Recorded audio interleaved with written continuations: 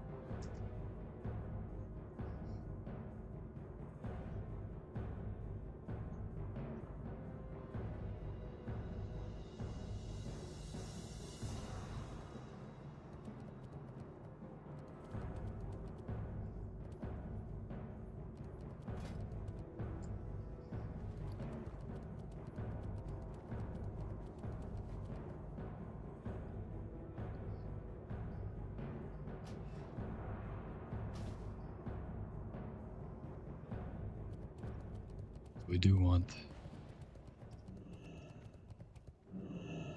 Dawnstone in here.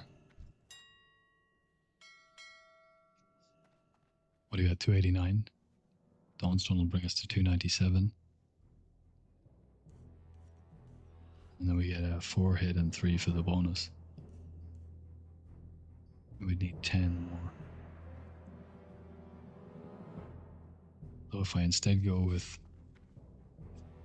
20 hit rating food now, 99, 109, we need 6. 6 hit. So we go Agi in the red and a Glinting Noble Topaz in the yellow. That'll do it.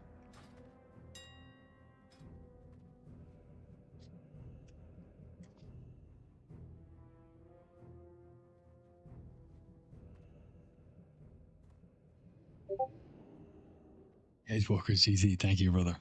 Just got them. So pumped.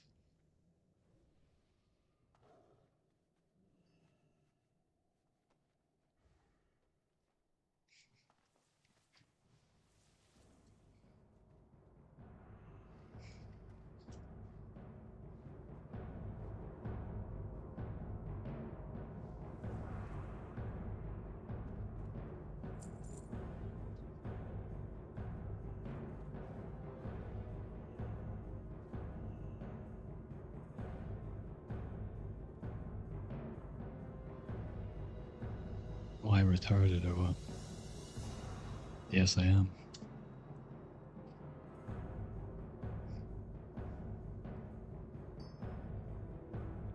Former English teacher, by the way.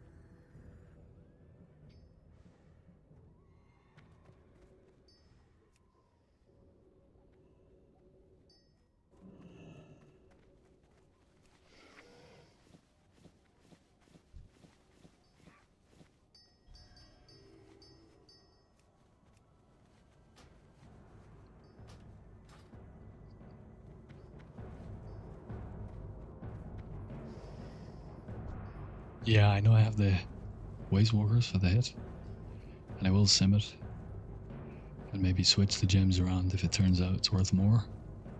But I'm pretty sure I did a lot of that already.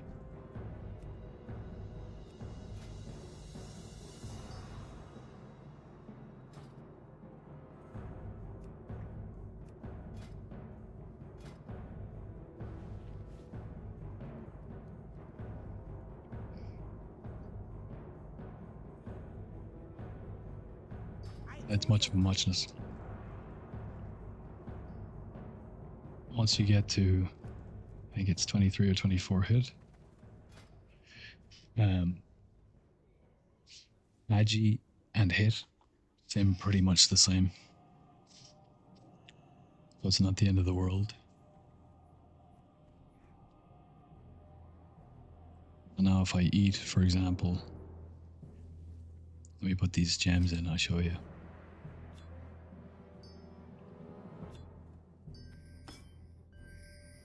So now we have 296, and we're going to be at, when we eat the food, we'll be at 316.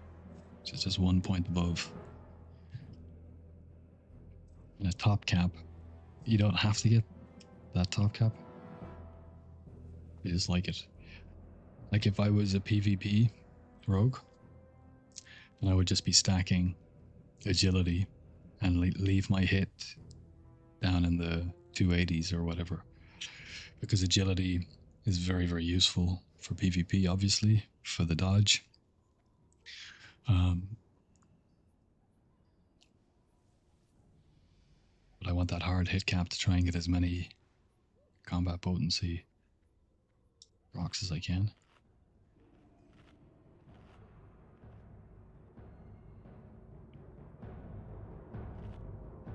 I could go back to 2-set Waste Walkers, sure. But then I'll lose my Netherblade bonus.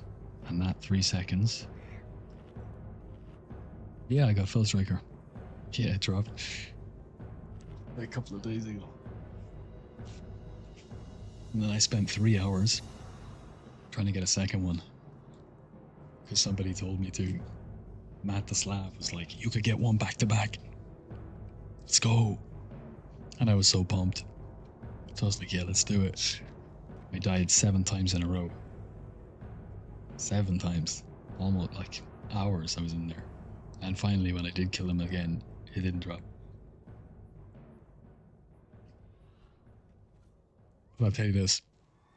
It was some of the most fun I've had in this game.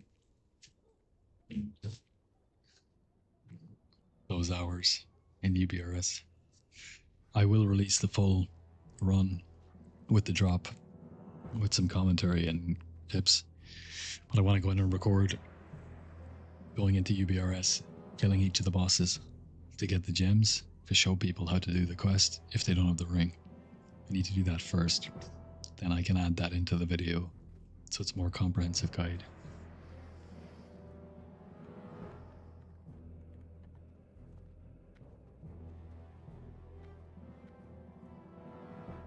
Oh, I'm so happy with these. Thank God. Yes, brother. It will be coming soon. What are you looking for?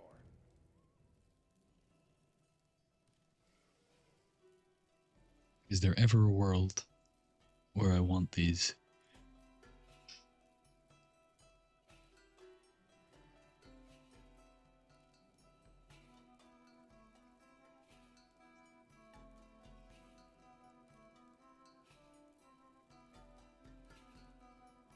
No. I'm never going to go leatherworking. So I'm not going to be able to get the dodge rating from the 3 set. And I wouldn't anyway because, yeah, I can sell them. After edge workers, nah. Now I was thinking about the crit. You know, when we want to swap out for something like some shenanigans or something. But no, there's no world in where I would use those over edge walkers. The logs should be up, but I was very surprised to get a better parse on Gruul. I was exposed armor. Gruul. So that was very surprising to me. I didn't expect that.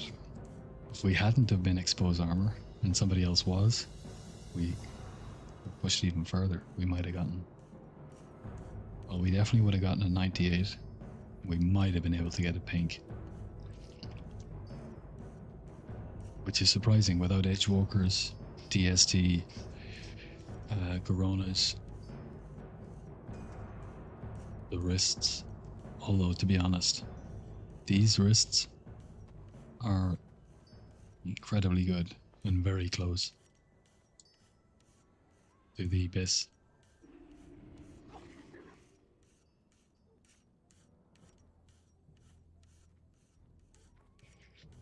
Yeah, it doesn't look like we proved any parses.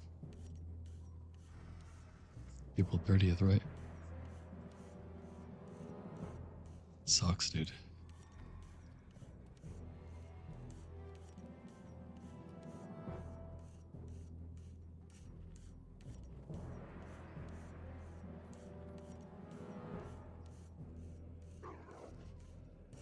This is the one. We just want this. We want it orange.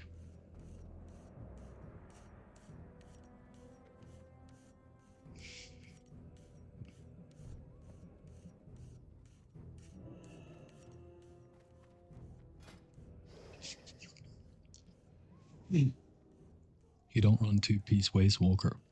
Not at the moment. Only because we don't have another tier 4 piece. And since we got Romulos, it gives us a flat 35 hit, which is the set bonus from Waste Walkers. Now, Waste Walkers is still BIS at the end of the day, but on the way to BIS, if you can get 2-piece set bonus, and you cannot get it without swapping the gloves, I think the set bonus, let's sim it, but I'm pretty sure.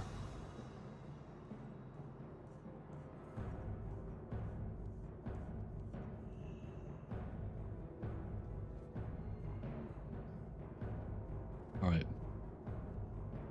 So this is the old set. What have we got? 60 seconds. We'll just leave it super simple, right? 60-second fight, haze potion. We have hit food there. So what are we at? 333. We don't need that. So now we have Edgewalkers. And we have Delicate Living Ruby. And this one was Glinting. 316. There you go. Yep. Yep, okay.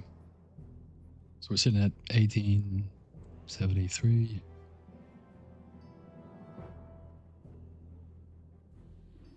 $18.73. So let's put in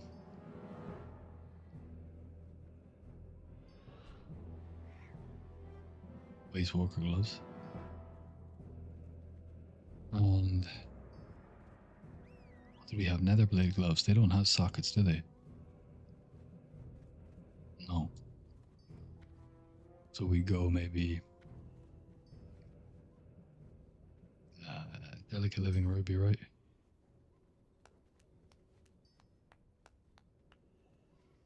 What's the socket bonus for these? Come on, why are you so slow? I know why. Because Wowhead is banned in Thailand, or discontinued. It's not the Thais that did that, it's the company that owns Wowhead in Southeast Asian companies. So in order to access Wowhead, you need to use a VPN. And WowSims pulls its data for all of this from Wowhead. So because these were already preloaded when I had the VPN up, that's why they're there. And these ones are blanked. So let's just do this. Nice blades.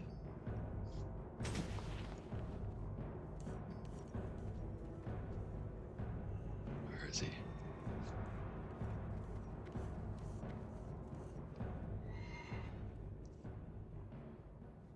Set bonus dodge rating.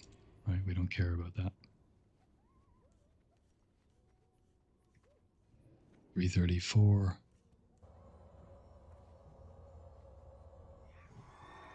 We do want free agility from that one.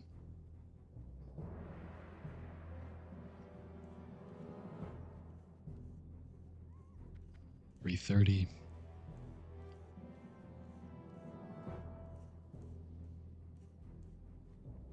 And we could swap these ones around. This is an expensive swap, you see. That's another aspect, but I don't really care about the money, I suppose. 322. In the blue, we get crit from this one. But I'm pretty sure even if we put in a ruby, and then when we put in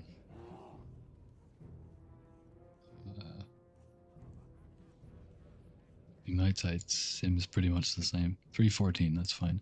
What were we at? 1873, right? See?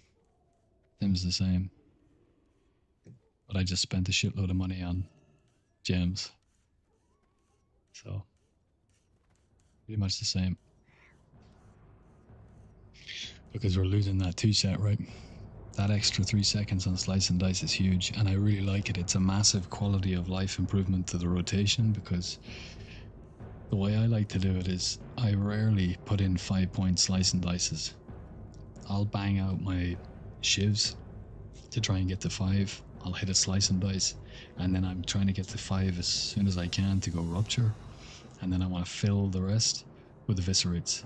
And every time I use a finishing move, I get that ruthlessness chance, 60% chance to get a combo point, and I'll spend that on a slice and dice.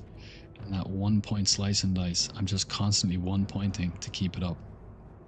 And when you have the extra 3 seconds, that makes a world of difference to be able to get to another point.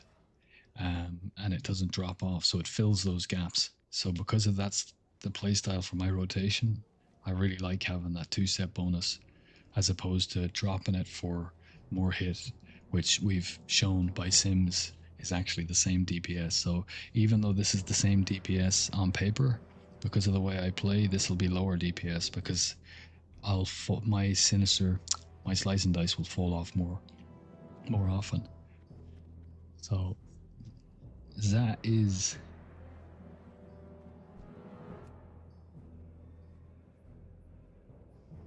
the state of play.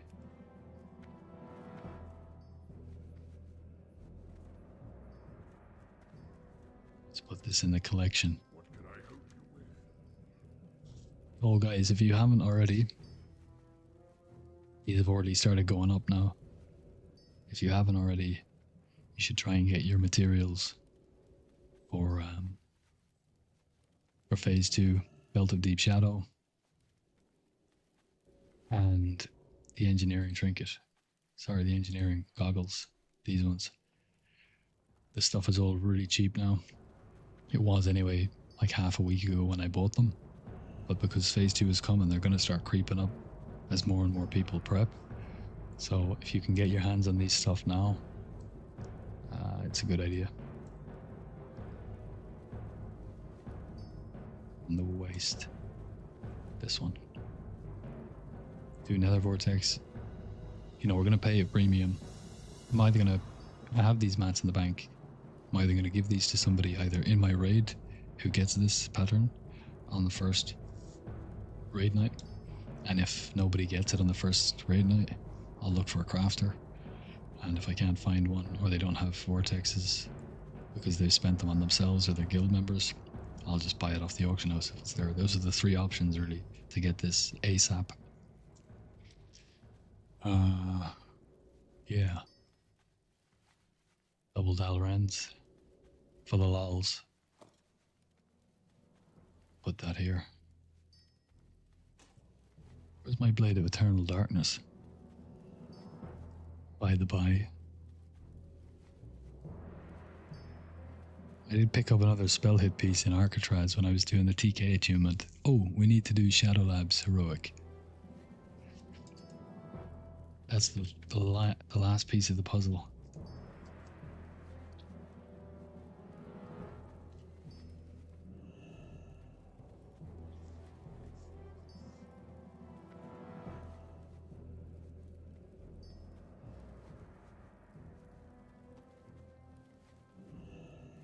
There it is.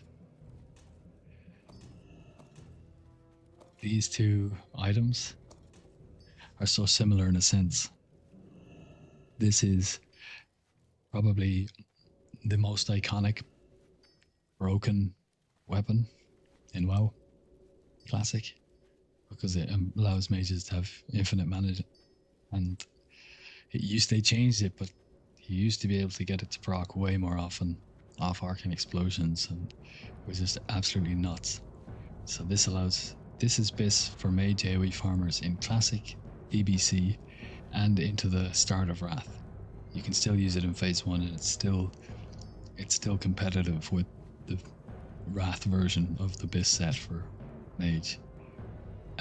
And this Fell Striker in Classic, it's phase 1 pre-raid BIS, of course, but it doesn't really come online until Wrath, and in Wrath it becomes the Blade of Eternal Darkness for rogues. We can do the best AoE DPS in raid with this, and we can do gold farm shenanigans. We can farm Karazhan solo in Wrath, and it's like a savage gold farm, but you need to have this. So it's nice. 2 daggers. Go forth to victory. What are you looking for? Didn't know you're so unlucky with your tier 4. I've been unlucky with everything. It's starting to change now though, which is nice.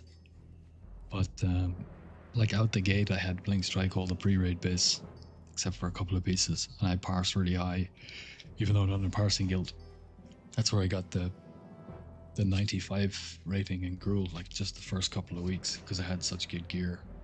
And then I got the Netherblade pants, and that was it. I didn't get anything else for about 4 weeks. And then in the next 2 weeks, I got the cape, which my guild lead passed to me because I was having such bad luck. And then the week after, we got Girdle of Treachery, which is more of a side grade. But when we got the Netherblade gloves and Romulos, we could fiddle a bit. And now we just got Edgewalkers. So it's kind of in the last 3 weeks, it's kind of returned to what you would expect, like getting one decent piece from all the raids each week. But before that, it was horrible. So of course you can't parse if you're behind on gear.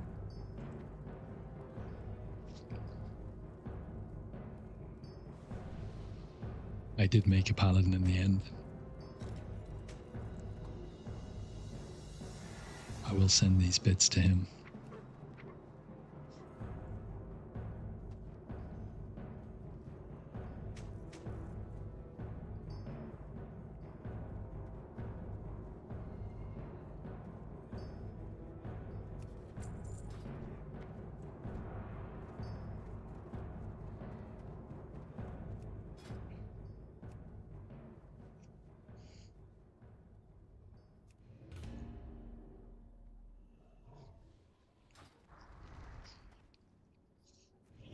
Red Gaming, you better believe it. You better believe it. Strength and honor.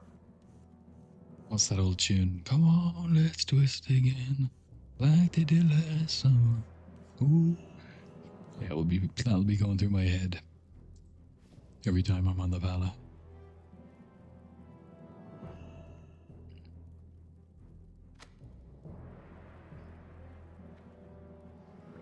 Oh, we got 5 haze potions left over out of 30.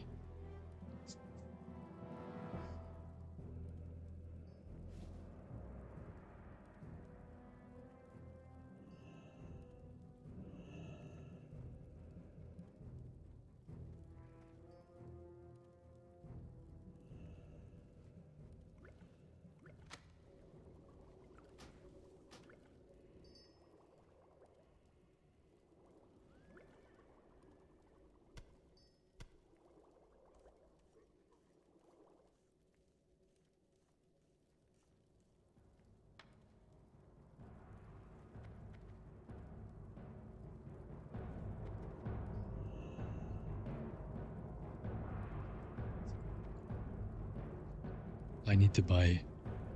How much are the gigantic bags? 1,200 each, aren't they? How many do I need? 7 of them. 8,400 gold.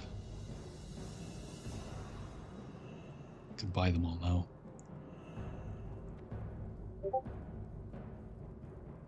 Fully stacked. Bank with 7 gigantic bags. Will we do it?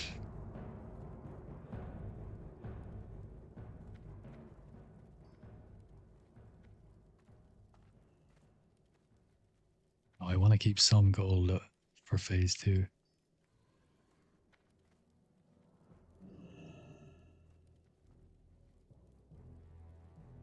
No, let's not be silly. We're being silly now. 7 gigantic bags. Are you in a guild or you just run pugs? I'm in a guild, but it's not a parsing guild. We run, I'll give you an example. Thursday, Gruel Maggie and Kara, 2 different Kara groups at the same time. That's one day. Friday, Gruel Maggie and Kara. They might run 2 groups if they have enough. Wednesday will be another Gruel and possibly 2 Karas. So it's quantity. The guys, Nara and Bane, have so much to organize, obviously, with so many raids. So group comp for parsing is not on their prio list. And yeah, so group comps are not like super important to them for now. I mean, when we get into SSE and TK, they are post nerf, but they will be more difficult. So they might start to structure the core groups, the progression groups, in a more in a way that's better for pushing DPS, but it's not their prerogative at the moment. I played with them a little bit in Classic before I joined, and there was members of the guild then getting 100 parses and 99 parses, so they did a lot of that in Classic. But in TBC they said it wasn't going to be their focus to parse. So I am in a guild, and that Kara was a good example. You know, we had a decent group, but we were missing a druid. There were 2 warriors, shaman with Wind Fury, and a hunter in my group. And if one of the warriors had been a druid, that would have been a perfect comp for me. But then my gear isn't very, very up to scratch. But yeah, to answer your question, I am in a guild, but I only have 1 character, this guy, at the moment, that I actually play.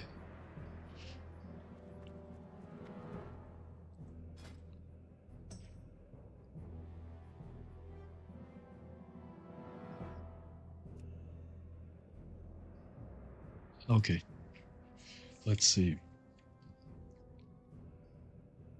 You're a gamer for sure, but seeing a rogue on top of the meters is funny. Yeah. Yeah, that's a consequence of, like, if I was in a parsing guild with people who were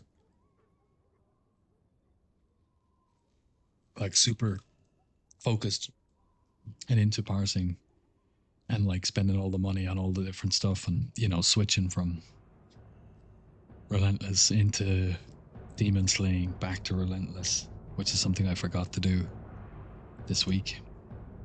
I was kind of rushed though. And going all in, spending loads of money just to get the best parse they can. That would be a different story. I would not be on top of the meters then. But because I'm kind of pumping it as hard as I can.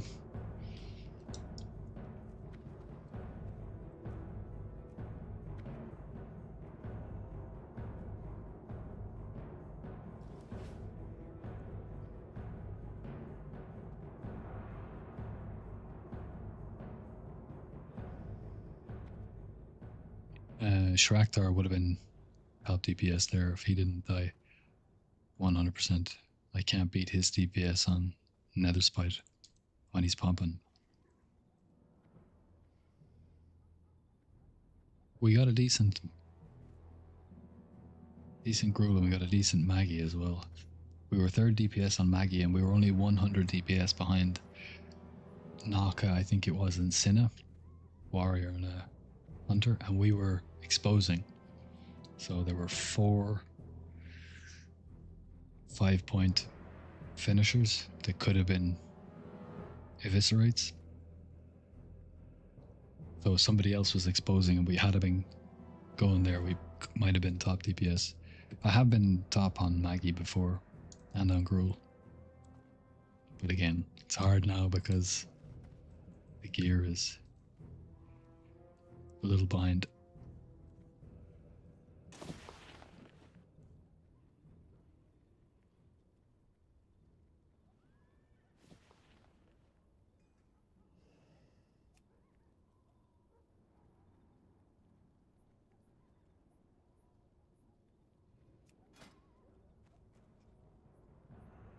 See, let's sim very quickly. Yeah, we swapped over the Waste Walker's simmed it. It was the exact same DPS, 1873. Let's go back to what we actually have now.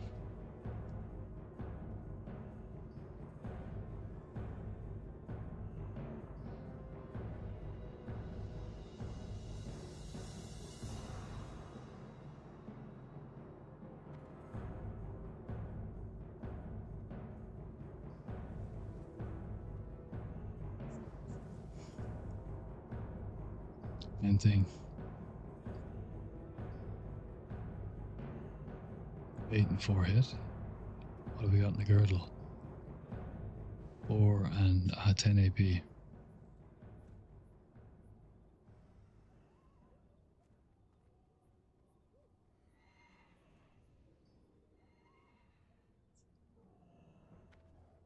In the night's eye, yeah.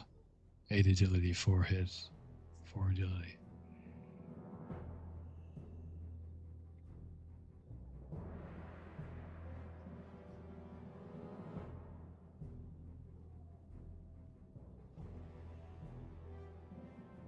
$316.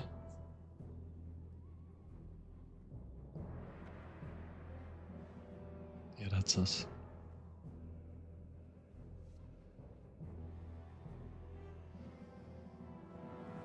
No.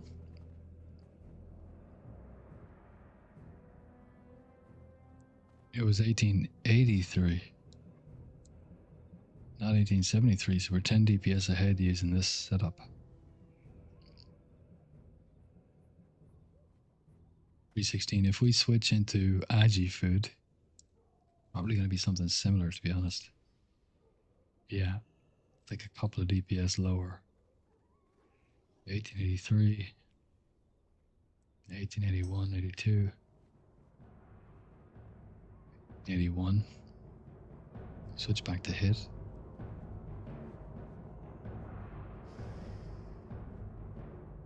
Okay, that's, yeah, 5 DPS, 4 DPS. But more is more, but it's nice to know that when we're doing heroics or content where we're hitting mobs that aren't raid boss target level, we can swap into Agi and we'll be doing more DPS, which is nice.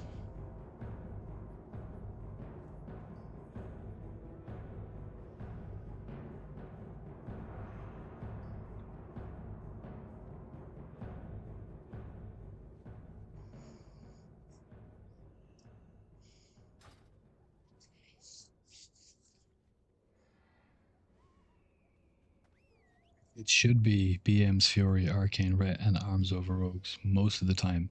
Yeah, for sure.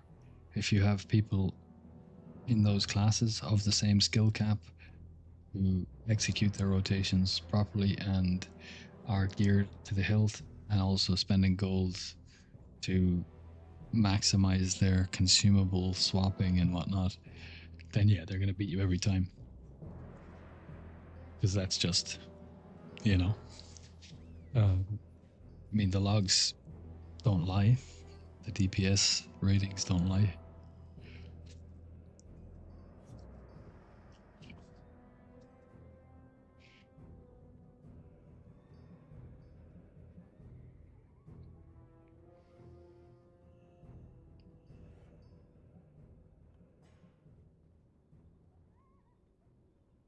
What are we looking for next? We want Coronas. So this is our current setup. Pushing 1884, 1885, 83, 85. So 1884 average. If we get Coronas.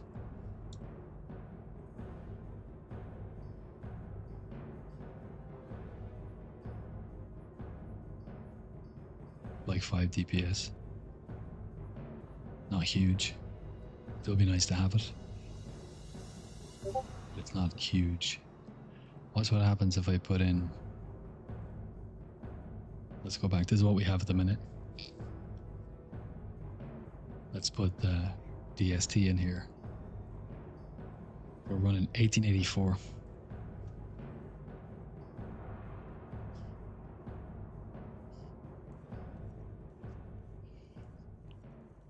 '84 to '94, 104, 14, 124, 45 DPS ish,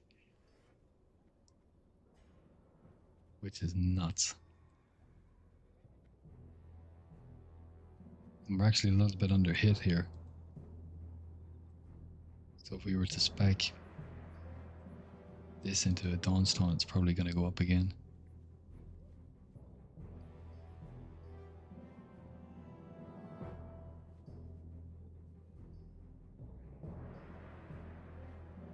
$289. That's about right. 1926. Probably going to go up to like 30 something. Oh. It must be 23 then. 23 is the cap, where Agi and Pit give you pretty much the same. Beyond that.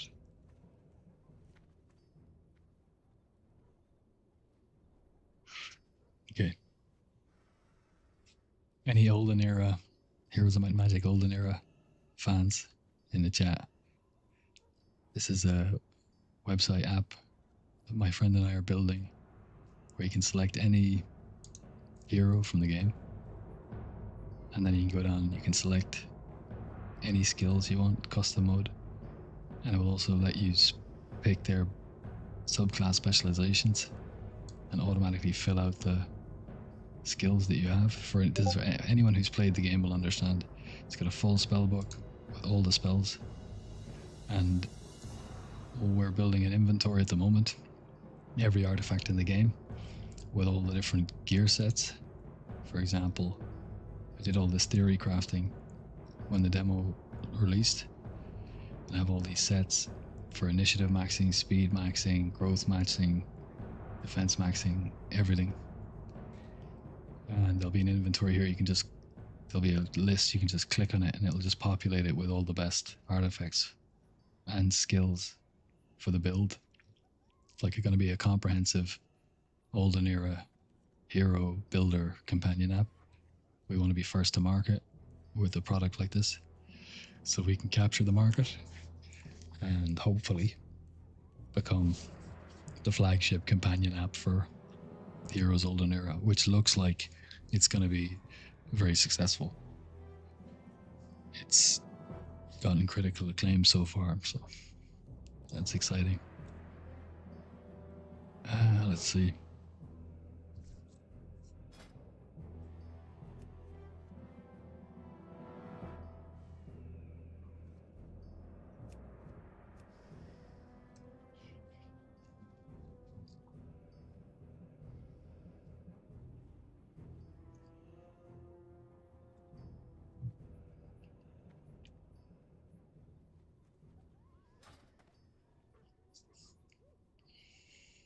Are you next up for DST? Doesn't work like that in our guild. If you're Raider rank, you can roll on DST. If you're not Raider rank, you can't. So I'm Raider rank, obviously. So it never goes to pugs. But we don't have a loot cancel system in the guild. If you have gotten your character to the appropriate gear level and you've raided with the guild so that Nara and Bane can watch how you play and see that you're a good player, then you make it into the Raider list. And once you're in Raider list, you can roll on DST.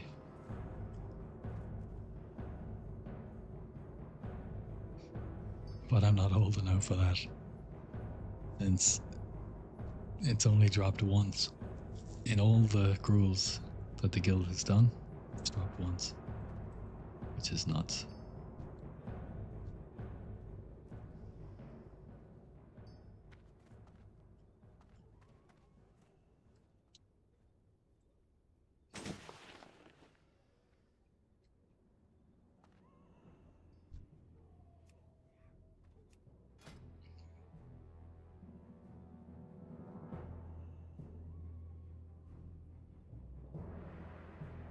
Oh, he's got the chest.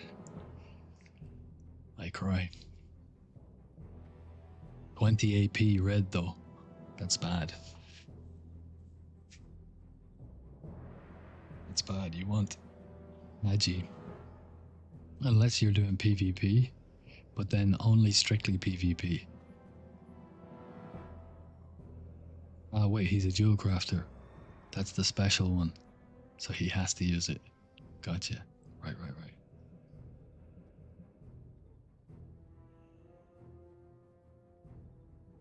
Oh my god. Oh my god.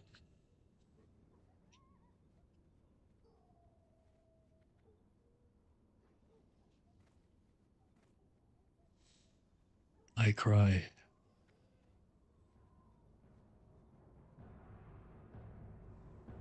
Look at what he's got beside it as well. Blade Fist's Breadth and Dragon Spine Trophy. That is criminal. Bro.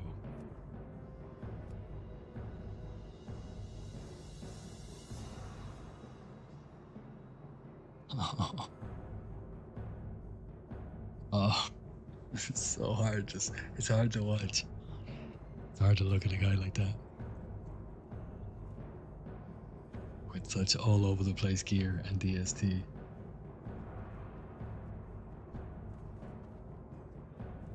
I mean, his gear's good. When I say all over the place, I don't mean he's not getting the right pieces. It's just he's not anywhere close to Biss. And he has DST.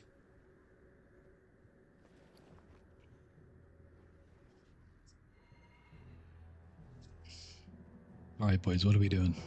We could do some SV runs.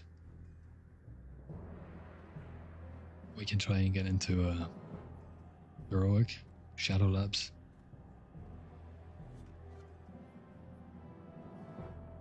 We could farm Stratholme for the mount.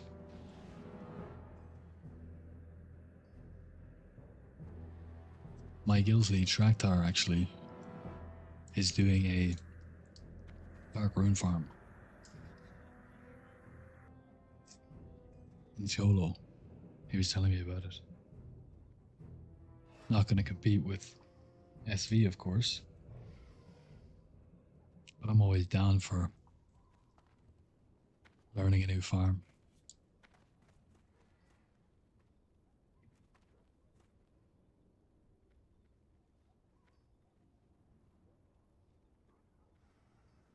Mm.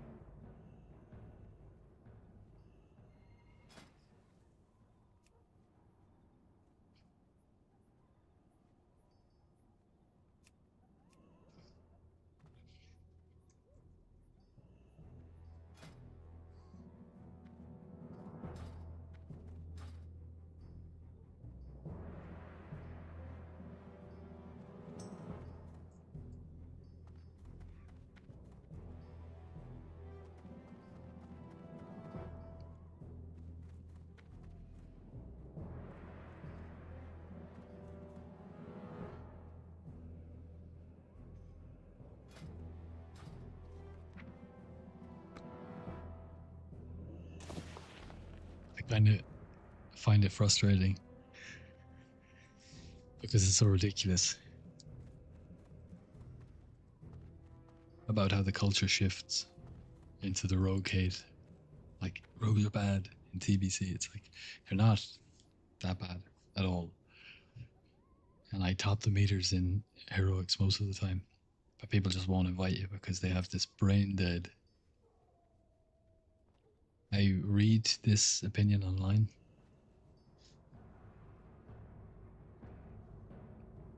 And yeah, Corvus, I'm not sure. Do rogues? I don't think anyone would take us.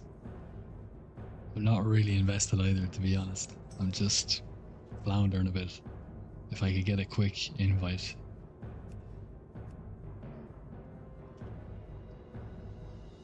I'd jump on it. But if I can't, then like, we will invite.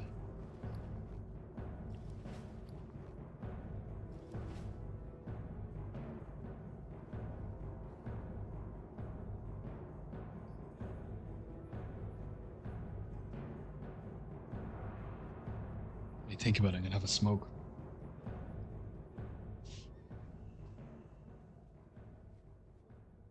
Chat wants Steamvaults. Okay, we'll go Steamvaults. We will go Steamvaults.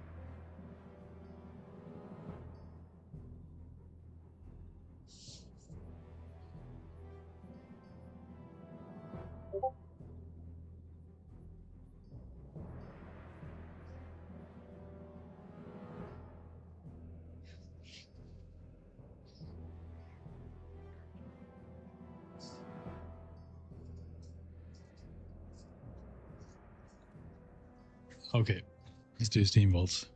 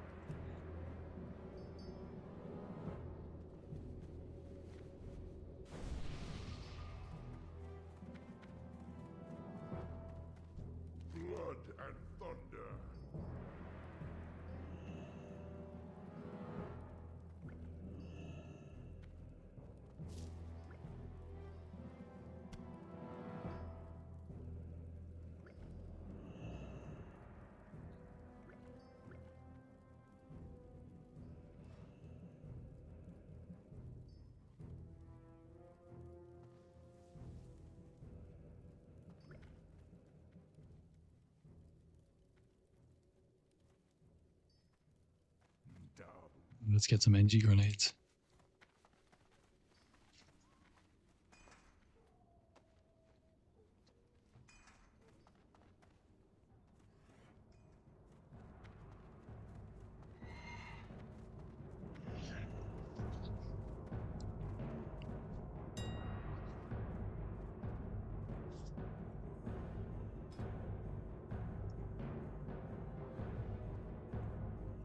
One gold. Very nice.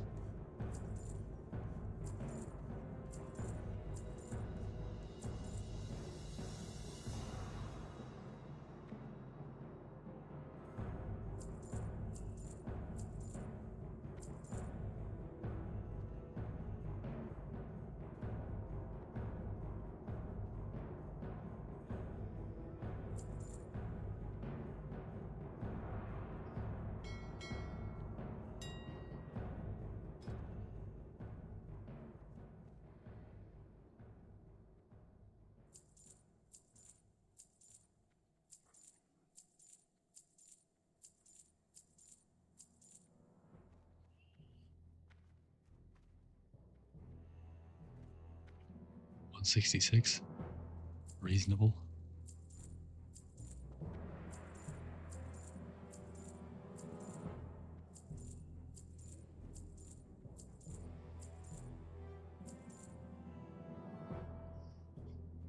Not as good as the 30 silver I was paying for them for the first month.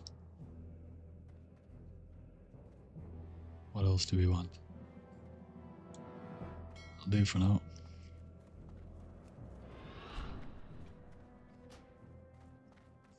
Oh.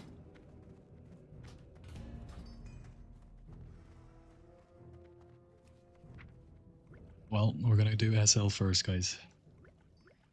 Because it's the last attuned dungeon we need. Evangelion, I remember this name.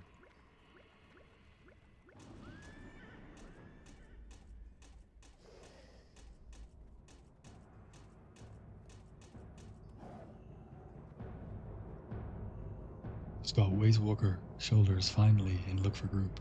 Nice one, brother. Rats, they're huge. They're so good. So good. I even simmed out the Kara ones.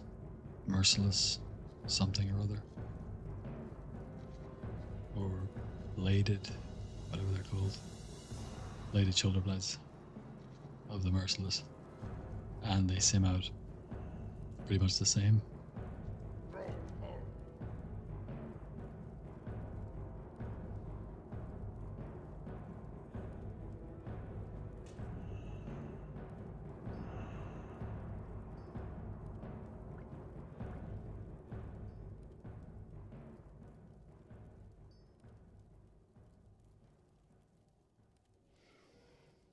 I think we'll just go with instant.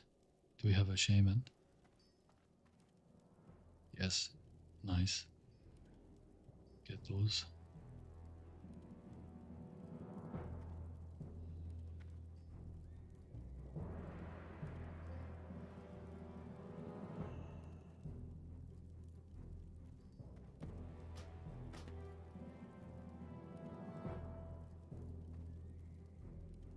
I'll do.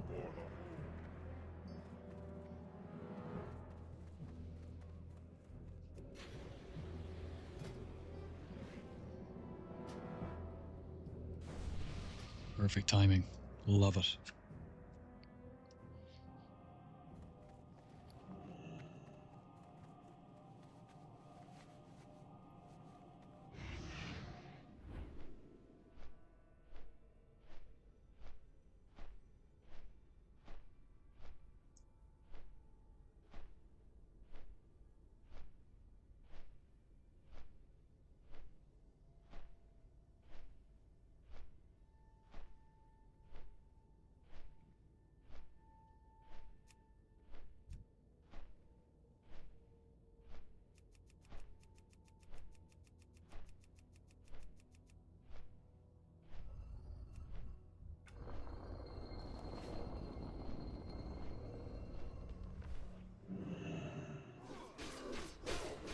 We still got 54 minutes on Alright. Nice.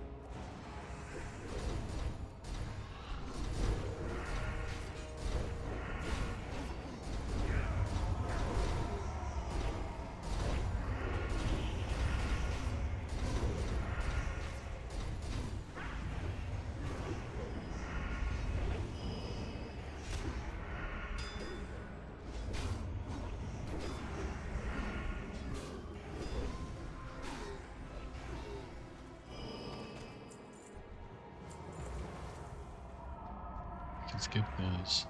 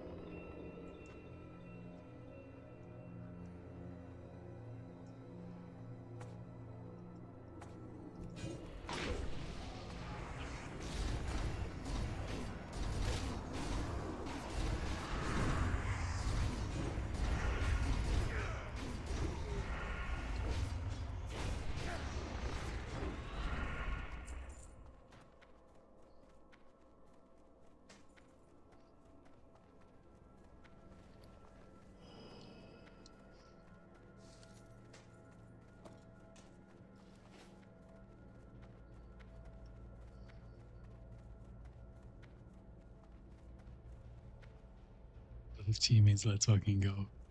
Ah, nice.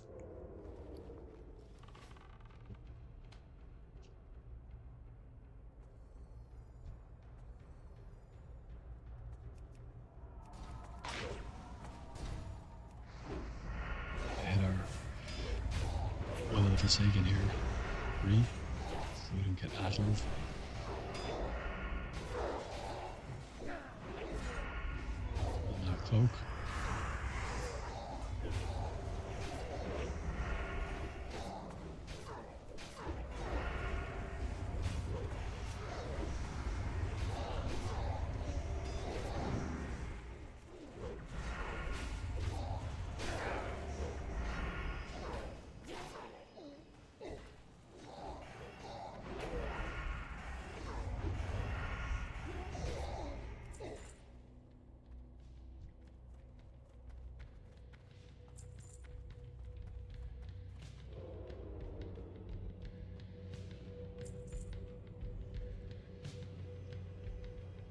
Pushing it so much. Druid thinks we're in normal. Nice.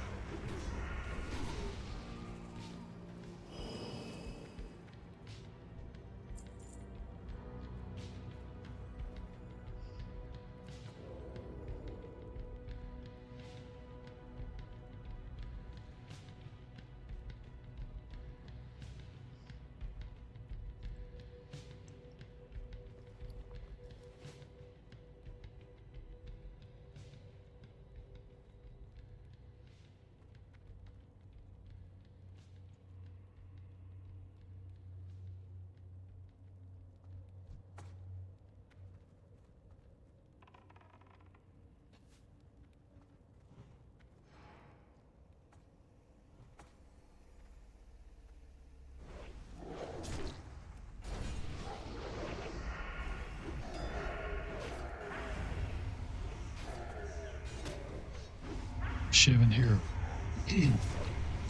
Just to get that 5-point rupture up as soon as possible, so we can get the maximum value out of it.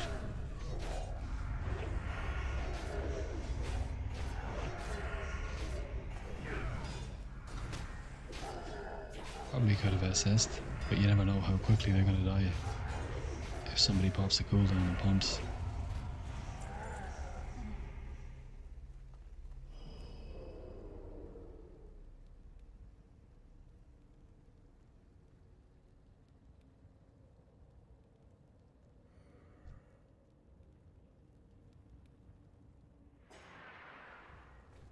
Okay.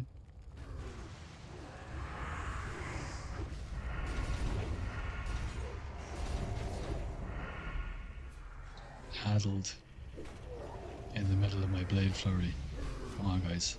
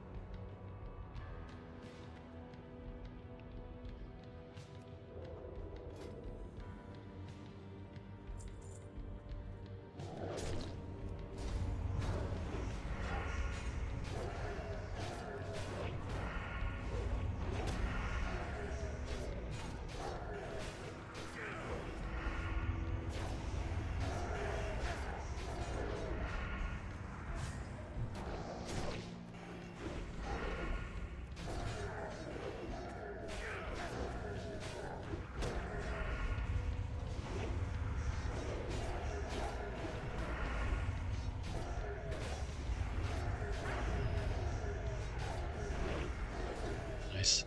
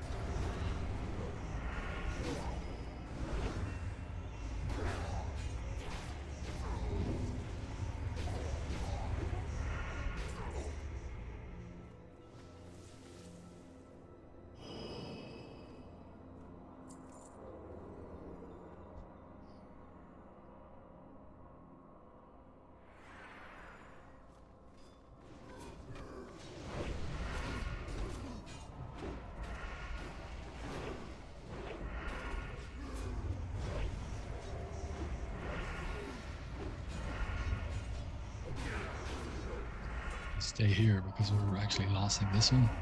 It's one less target that can addle us.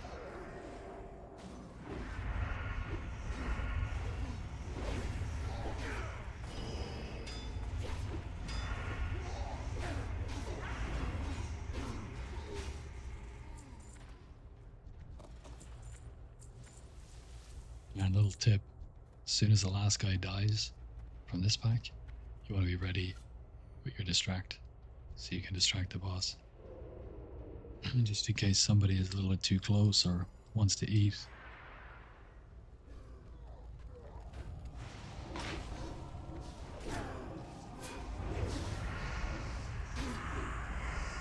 Whoa.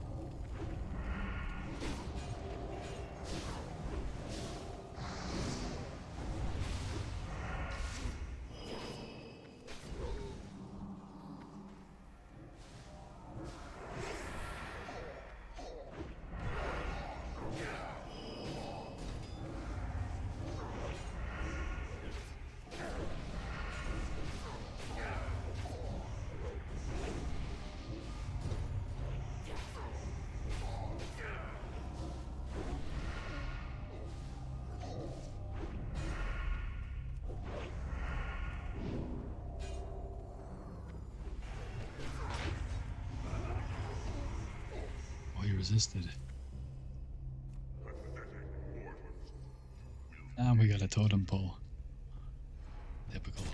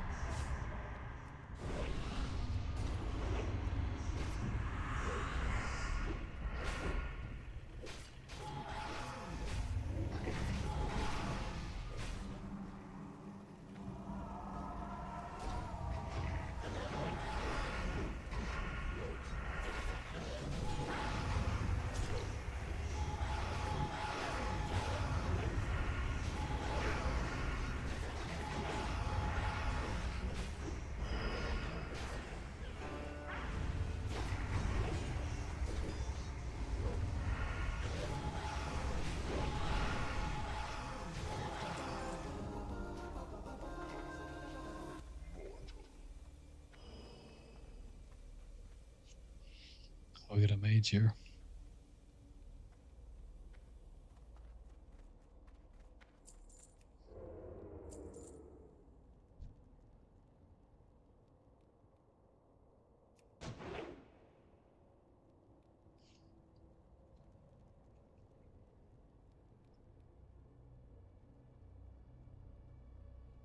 Am I the only... Wow, I'm the only CC.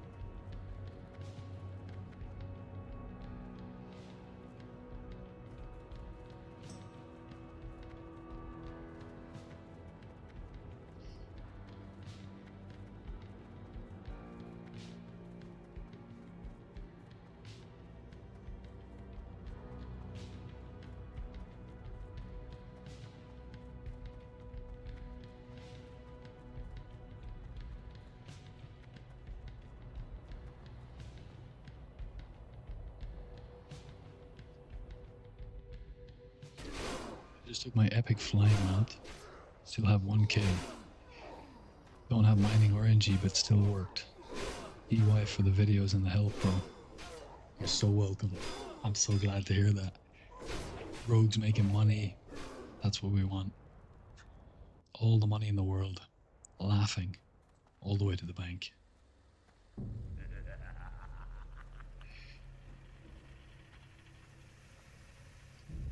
You're so welcome. I love it.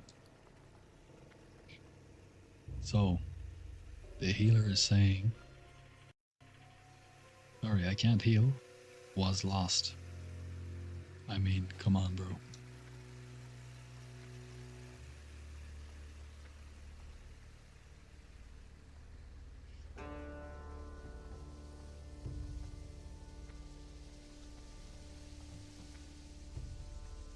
And we got a DC, which is probably a disconnect quit.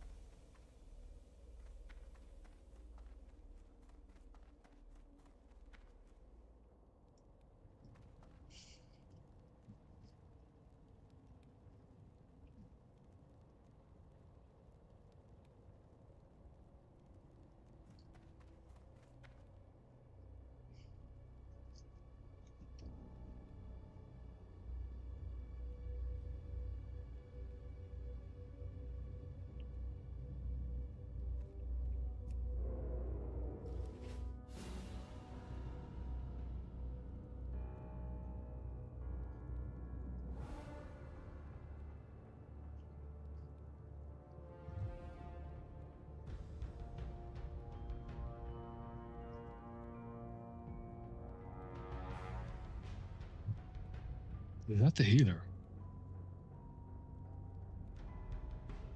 Oh, he's back. Thank God.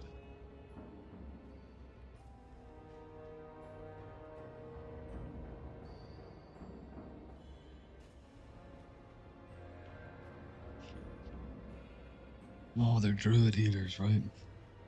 That means no res. This is going to be painful. Oh no, we have a shaman.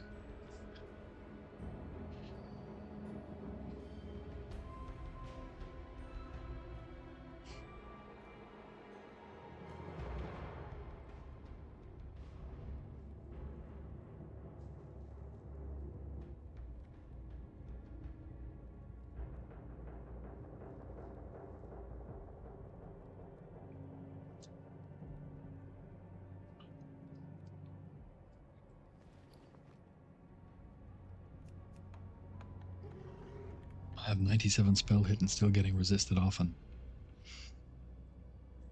You'll get resisted like a flat 1%. Even at max cap. I'm not sure what max cap is yet though. I haven't tested it properly. But yeah. You need to make sure that you're near the door or a safe spot.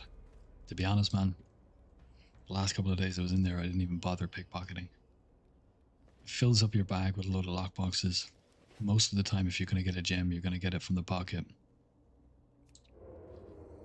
So it's just a load of stuff you have to do. And if you get lucky, you get like a gem. But very often, like it's rare.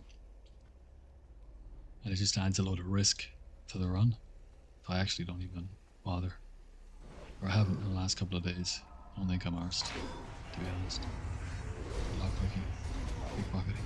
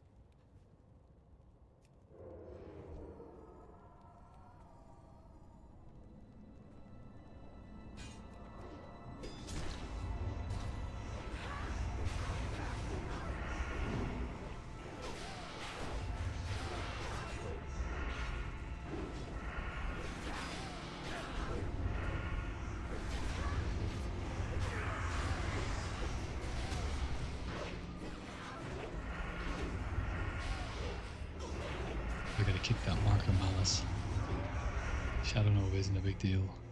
I'm not sure if Mark is, to be honest, but I just saw him lose a load of health.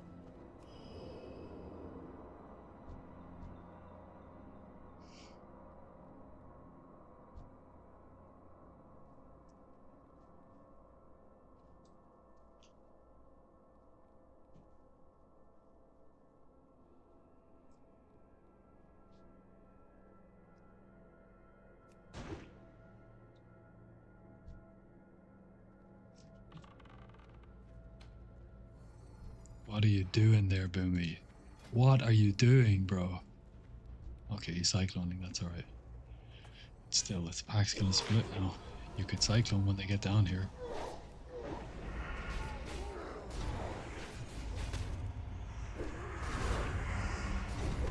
Yeah, all over the shop.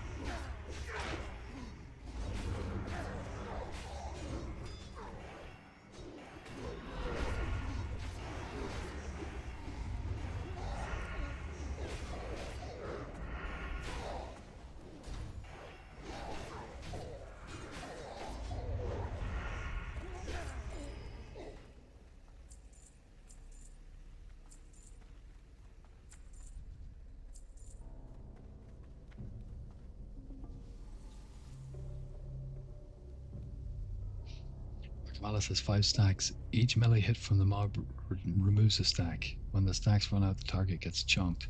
Okay. Okay. Here's Mikey. Nice one. I will try to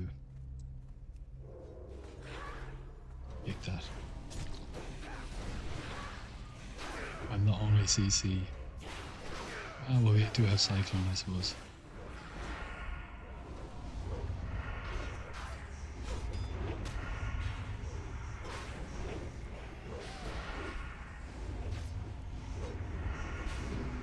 Bollocks. Global.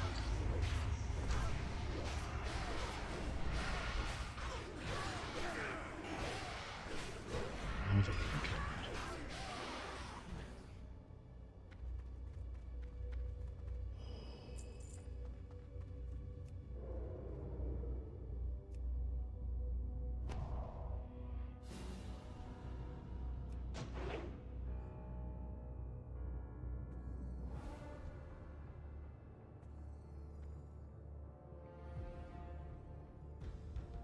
Yeah, DPS is pretty solid, but lack of CC.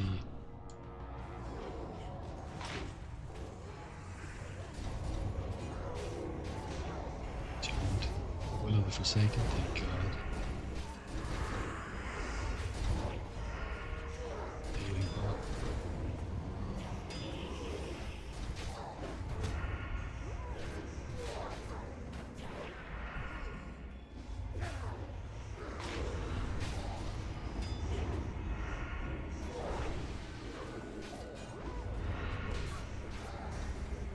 No. We're fucked.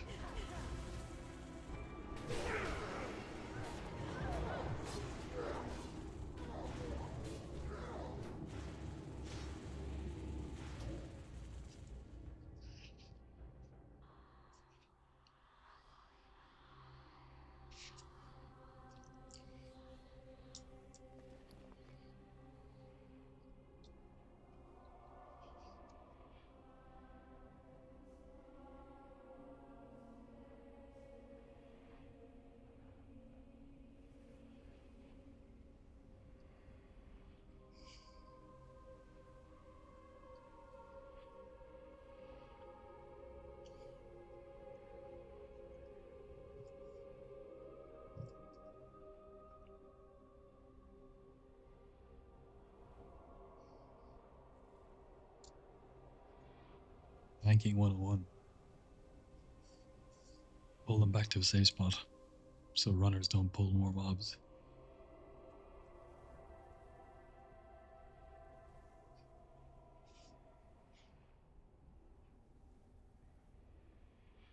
We are almost done.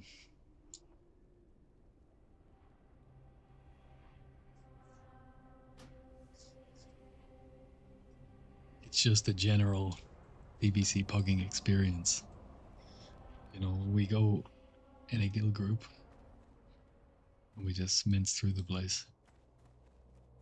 And then you go with pugs and a disaster.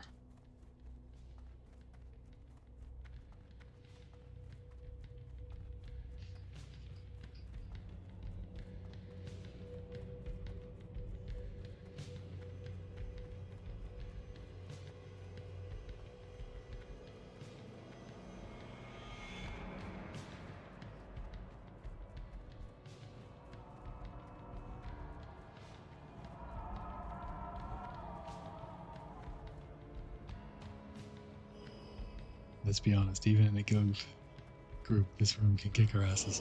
Don't tell them that. Don't say that, Mikey. We're the best. We never wipe in here. Ever. You're right, of course.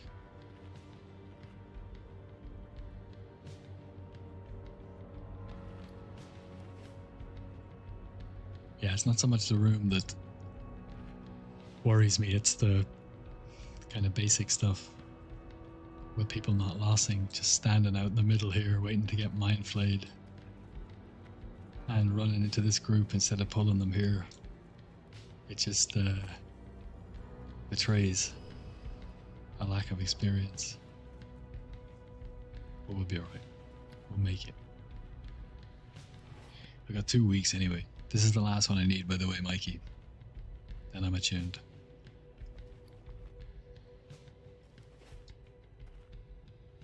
SSC and TK. Oh, I'm looking forward to it.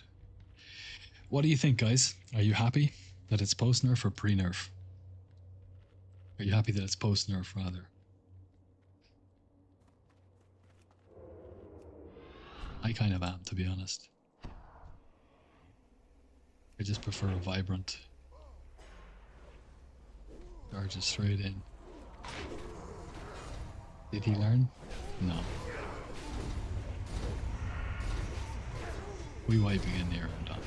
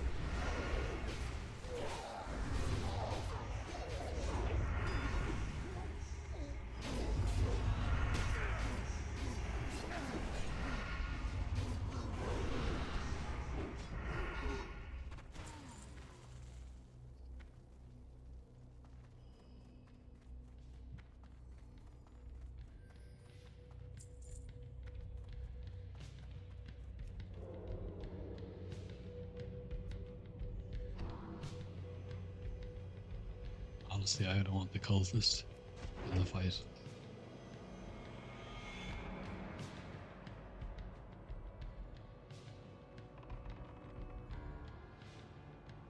There's one shot in healers.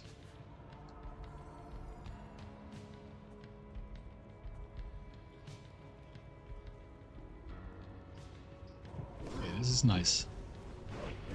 Faith in humanity restored.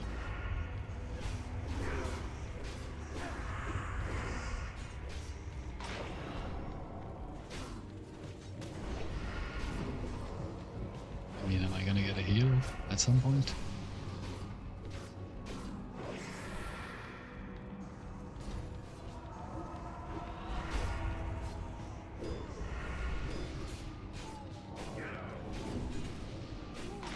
Let's keep him locked on.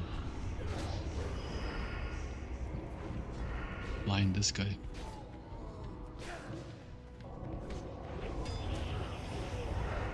Oh, we're all dead. Great.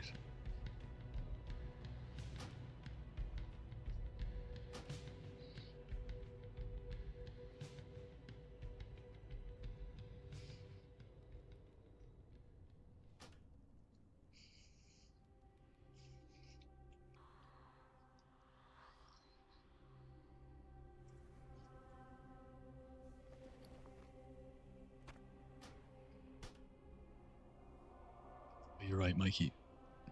It is the hardest part of the instance.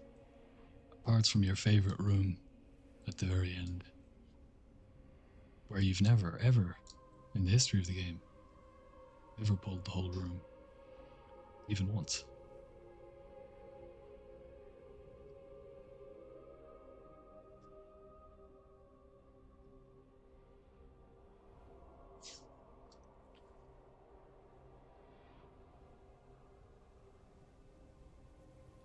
The Shadow Priest, yeah. Probably a good idea, actually, brother. I'll start doing that. As a pug organizer, I could not be happier. Yeah, we'll have plenty of people still in the game. Instead of people quitting because their guilds have fallen apart because of drama that's escalated because of lack of being able to clear content, people flaming each other. If I wasn't running raids, I'd prefer to have the challenge of pre-nerf. Yeah, I can understand why.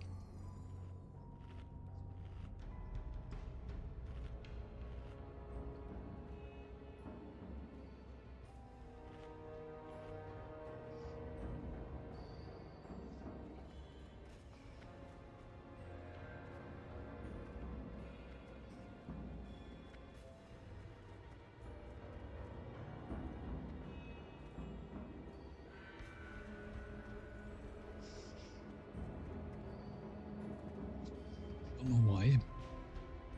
My mic is now picking up my breathing. Something very strange happened. Like the day before yesterday. My mic suddenly became super sensitive.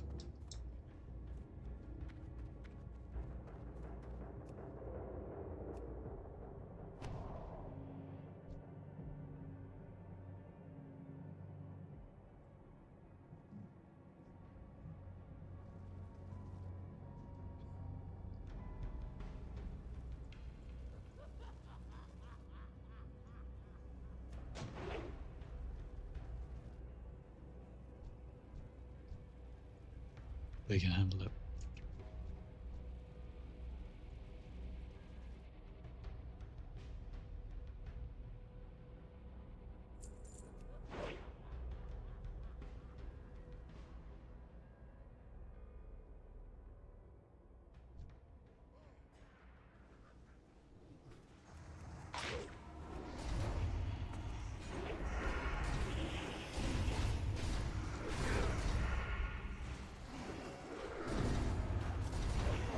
Oh.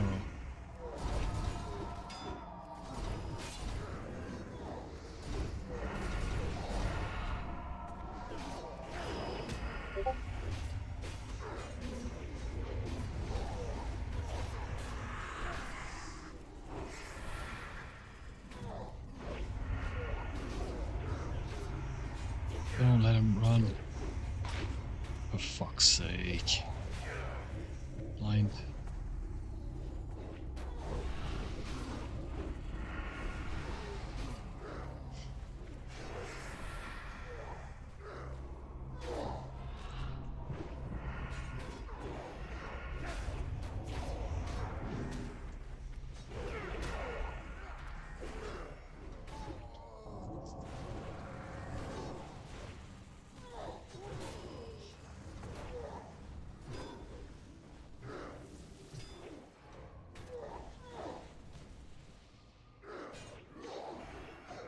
Okay, how much responsibility can I accept? Knowing the group is not the best, I should really be expecting runners. I could have kidney shot that guy. I was a little bit more aware.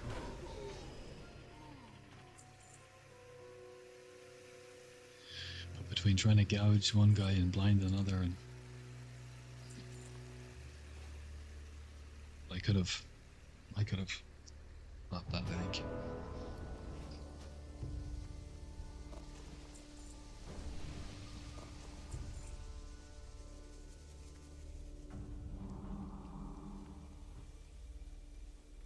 I don't think anybody opened that chest behind the first boss. See you on the way back.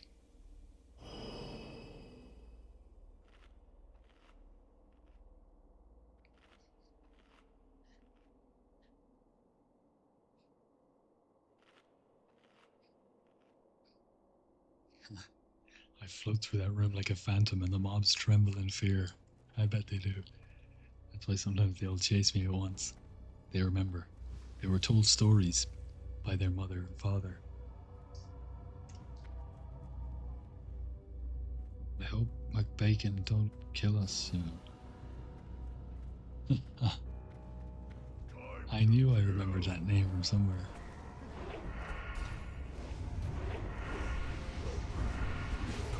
He means within sight.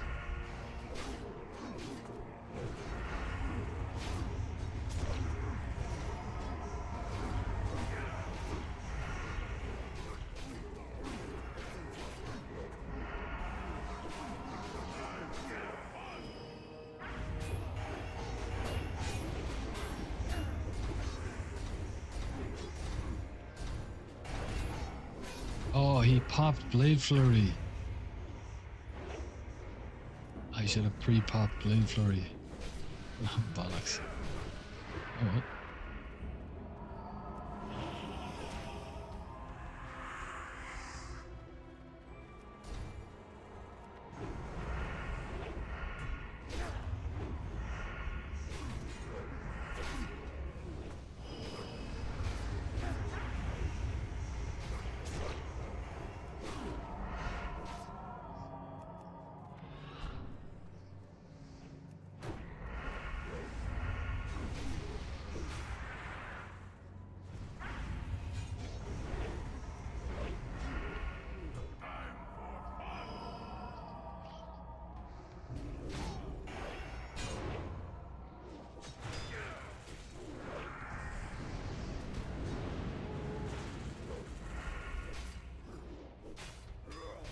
Not too bad.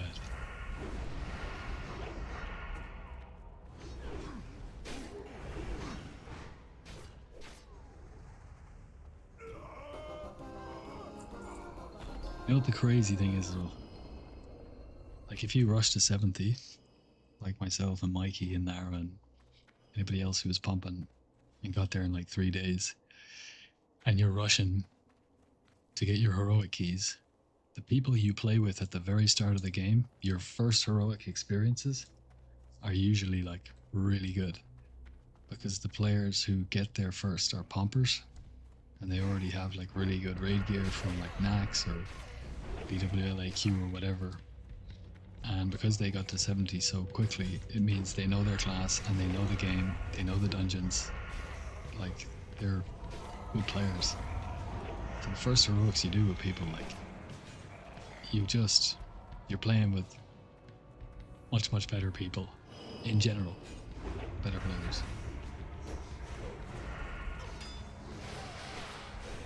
And then this late in the phase, when you've got loads of people with their alts, all that kind of stuff,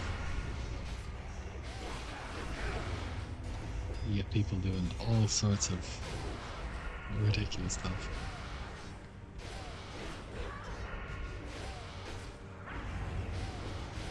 Even though it should kind of be the other way around, you'd think it'd be harder at the start and then easier as you get more gear. It's like, no, it's not the case. Let's play sub, go combat for bosses. No, I want Blade Flurry. Relax. I mean, I could play sub, but it's mostly single target, right? There is a build you can do where you pick up serrated blades and Hemo, and you also get Blade Flurry, which sounds like fun. Somebody shared it with me. It's his Manitoum's go-to build. What is this guy doing?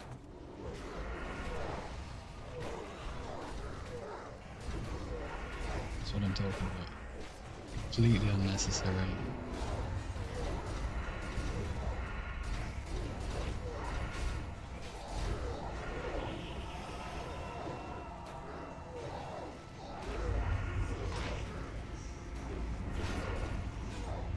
I can't DPS because I've got to be kidney shotting things.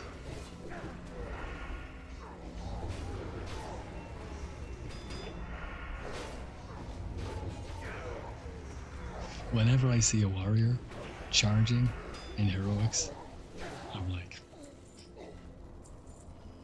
this guy's either really good and he knows when he can do that, or he's just 99% of the late phase warrior tanks. So look. But to be fair, we did smash through it.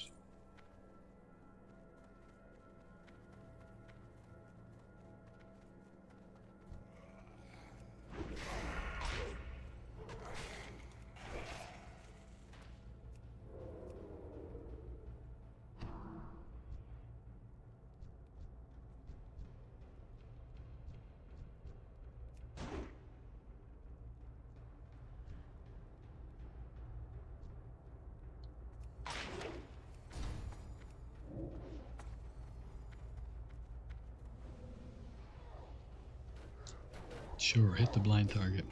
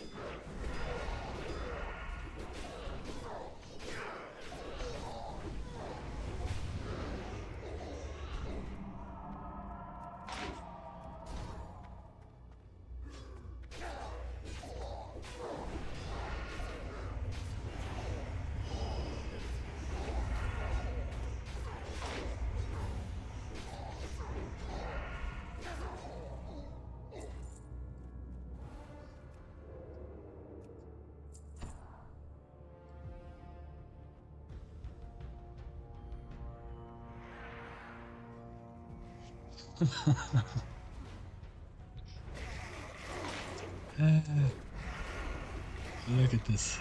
The Apaxis, there we go.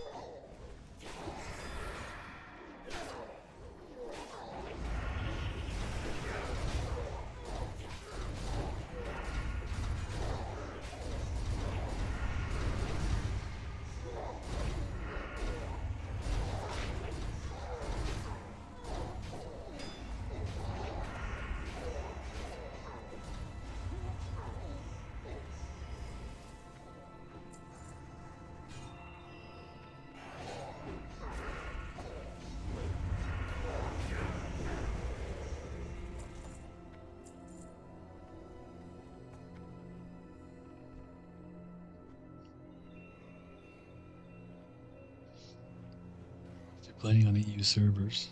I understand the underperforming pub groups because it's like middle of the night here. I suppose, yeah. Well, it's 5:26 a.m. here in Bangkok. So it should be like 10 or 11 at night, right? Yeah, fair enough. I thought the late night DJing groups would be up, you know? The all or nothing. Wow with life. 20s. You can get them sometimes. You know what those groups are like. When you find yourself in the wee hours of the morning and you got some absolutely stacked raid tank and really good healer and like just those one in 100 pugs when you just don't expect them and you absolutely smash everything.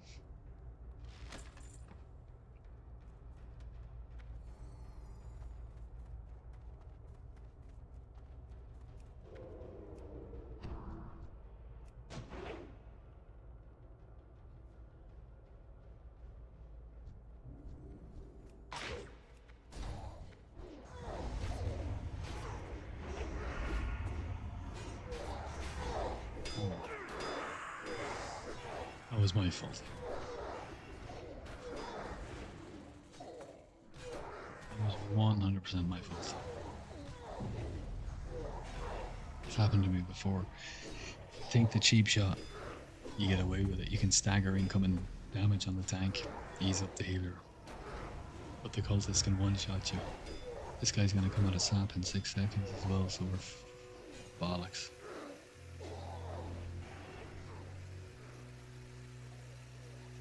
Yep, we're running.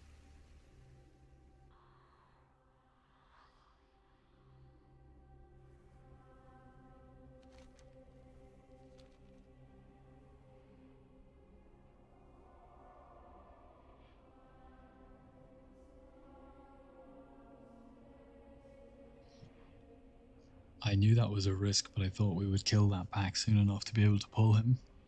But then I died. Oh.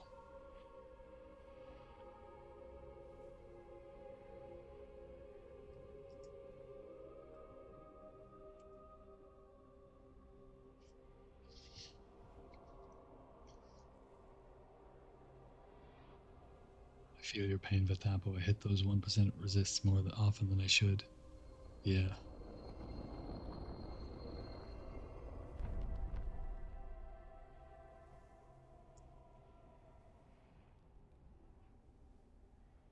Just got 6 gold, 99.97 out of a chest. Closest to 7 gold I've seen after countless hours. Yes, Richard Pictures. My water walking wizard.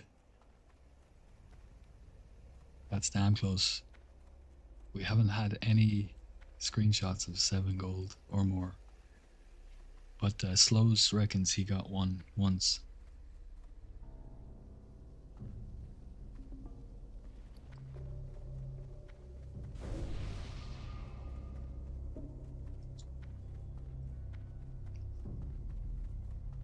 Yeah, I had 15k 3 days ago.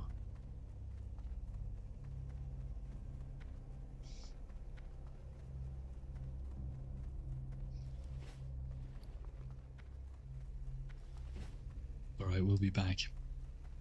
We'll be back. As long as I don't drop under the 10k mark, I think I can sleep at night.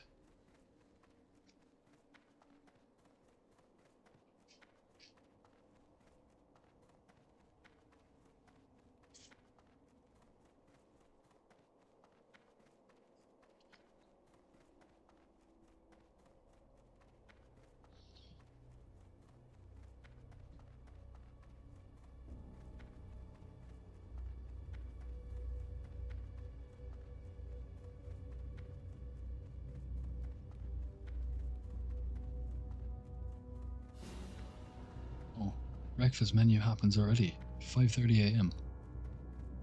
Thought I might get a late night Big Mac.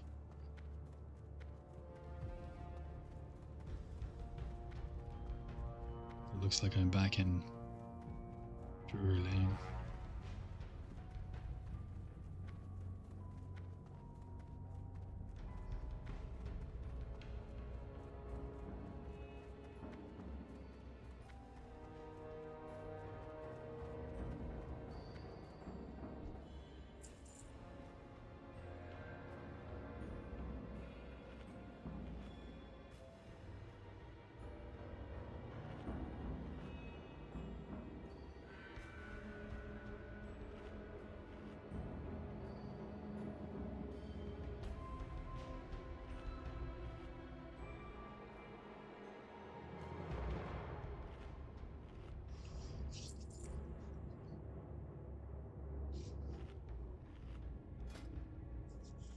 does feel very nice to have those. I'm gonna have those until Black Temple. Same with this.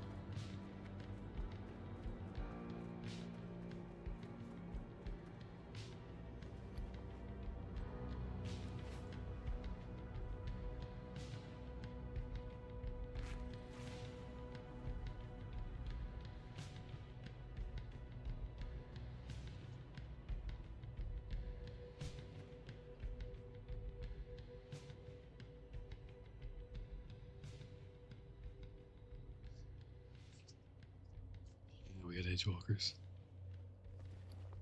And we're very happy about it.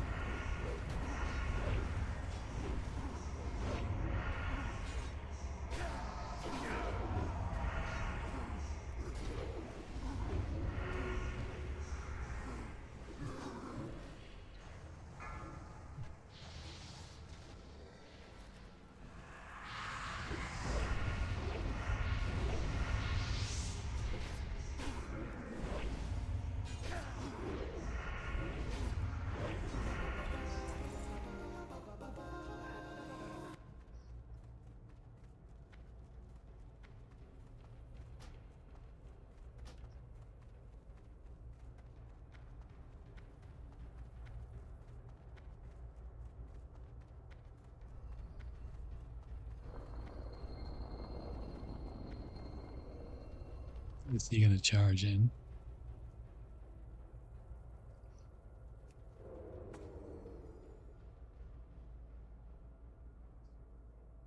I think this guy actually does know what he's doing.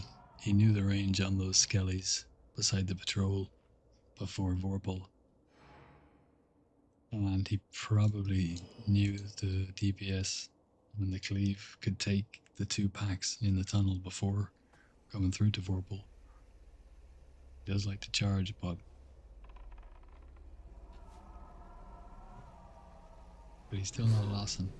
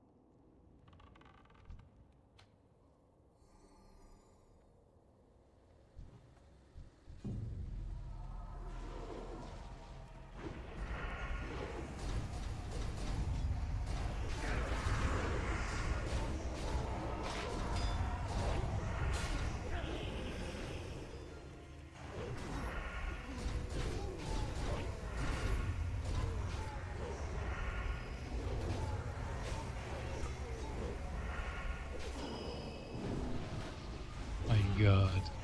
What did I get global?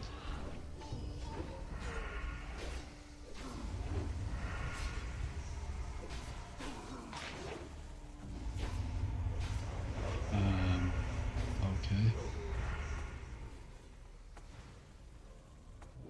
Yeah, we're done here, are we?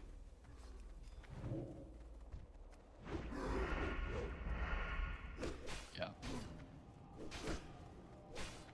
That's sap, I think.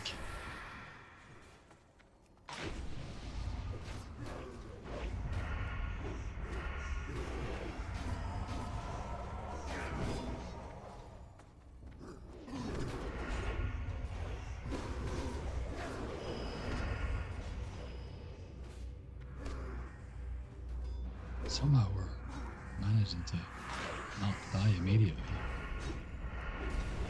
We could focus target, that'd be amazing.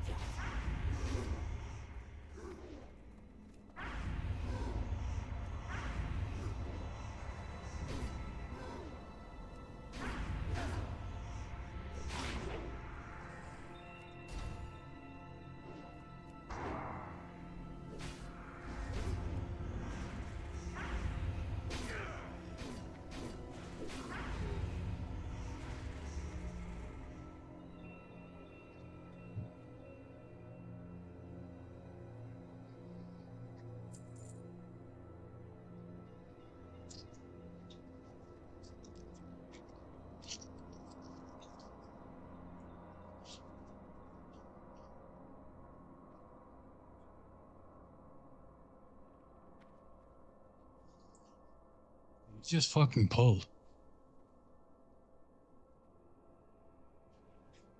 Oh my god.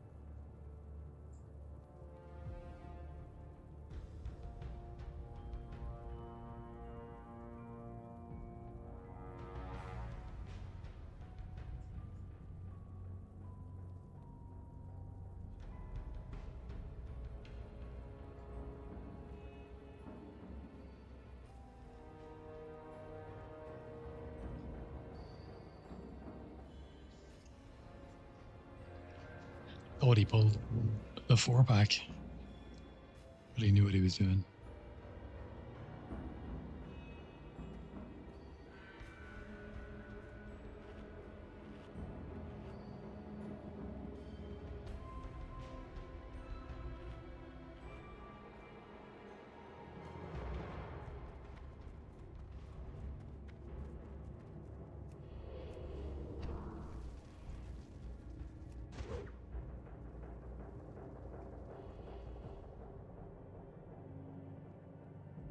We're waiting on someone.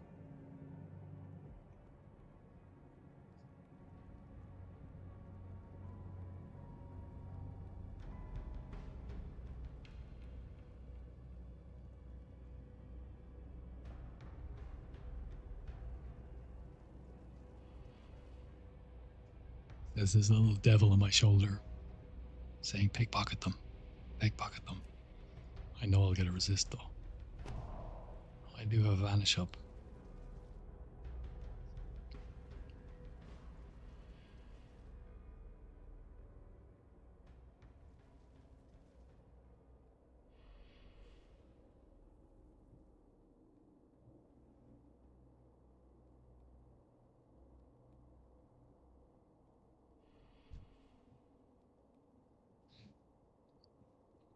Oh. I turned off the chat, not the camera. He must have seen me smoking out the window then. Oops.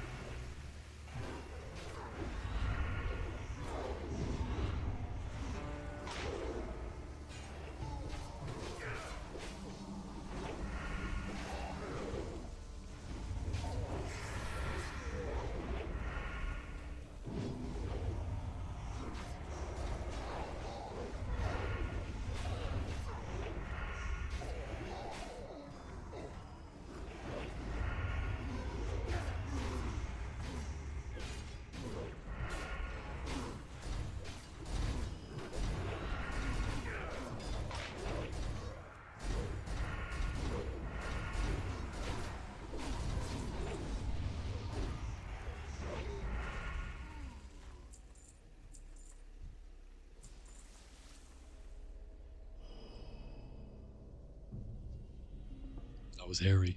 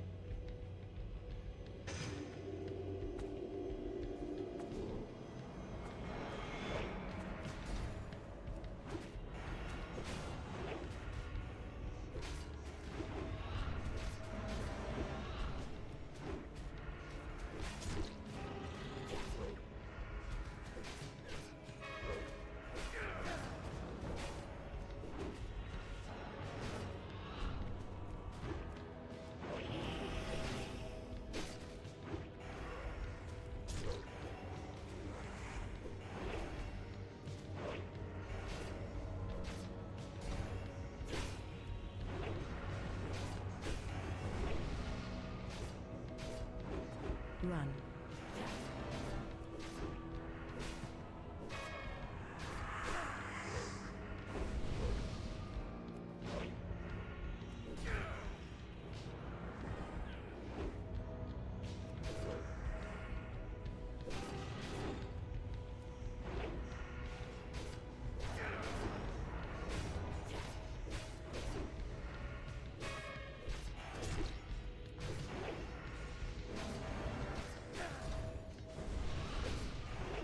Adrenaline rush, come on. You can do this.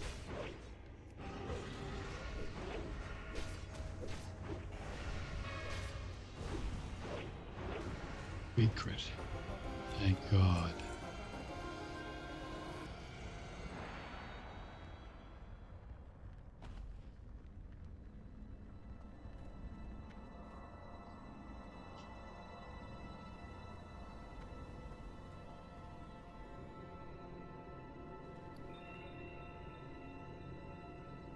Done. EK tune. And my McDonald's just arrived. Perfect. Finally, indeed. Put the swag suit on.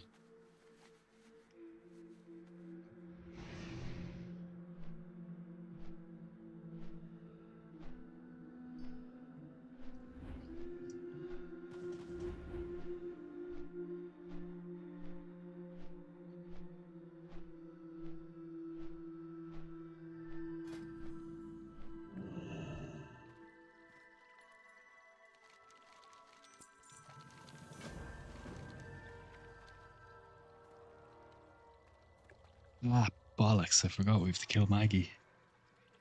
Should have done that earlier. Alright, get my Macas.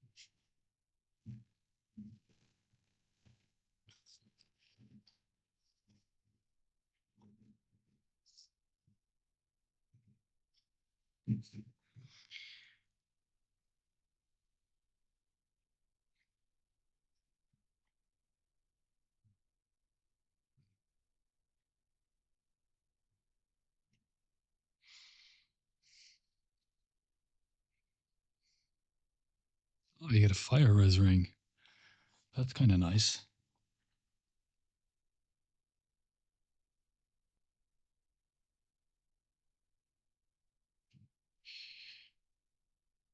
The Phoenix Fire Band.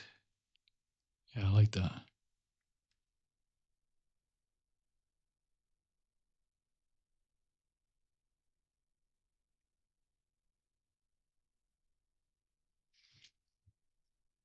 And that's it then. It's just Maggie, right?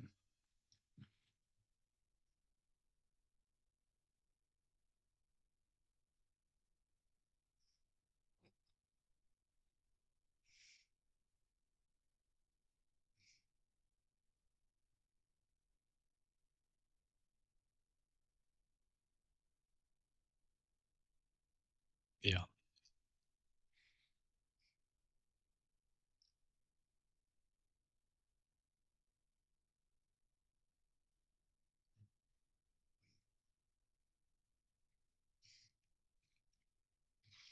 All right. Sweet. Do some SV.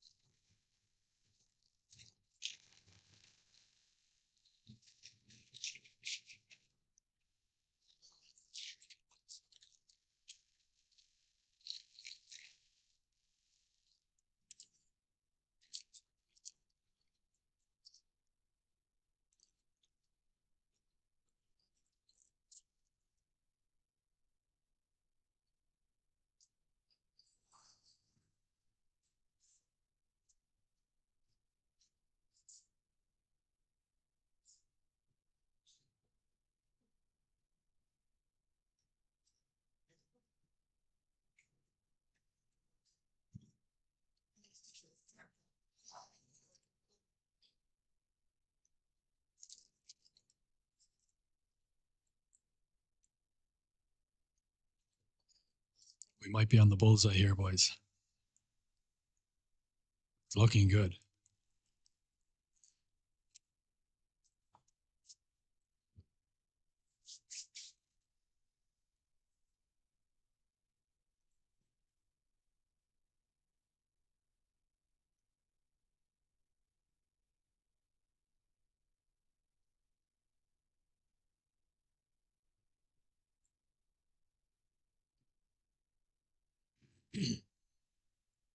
Wow.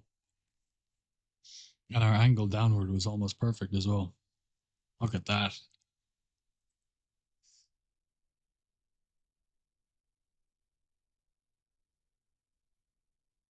That is clean. That is the cleanest bullseye we've ever hit straight from shot. All right, let's make it cinematic.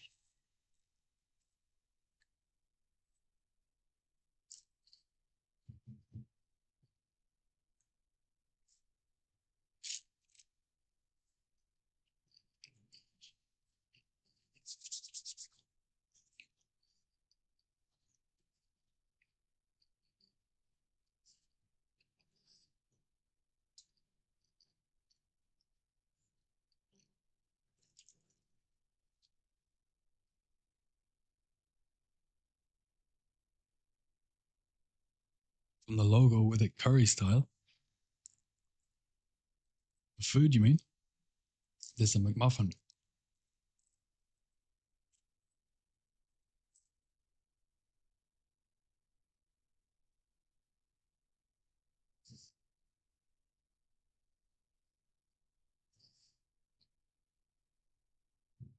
Oh, you mean Steph Curry?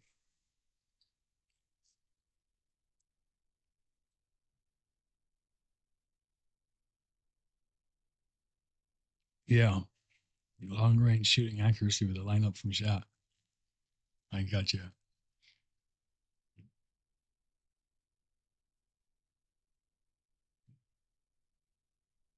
How you doing, Noda? How's your day been?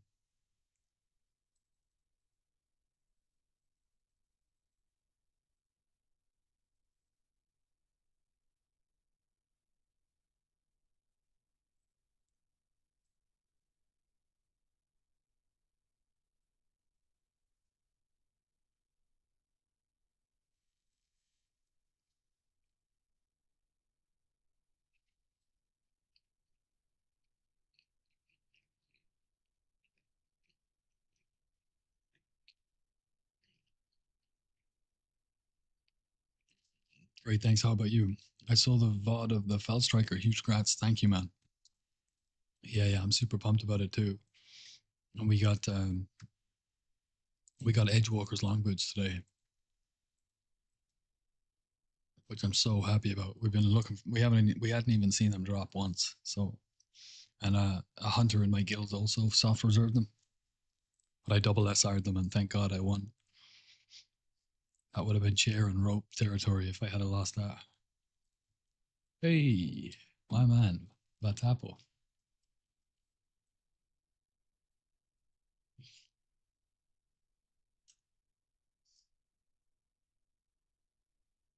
Okay, we're good. Go K farm.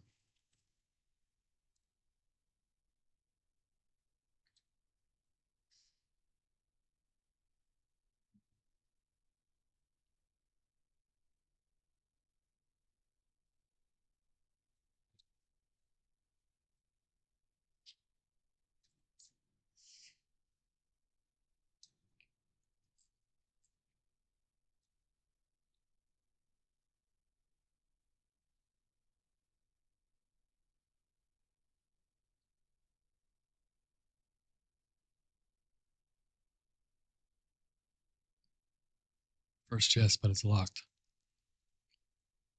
Let's risk it. Let's gamble.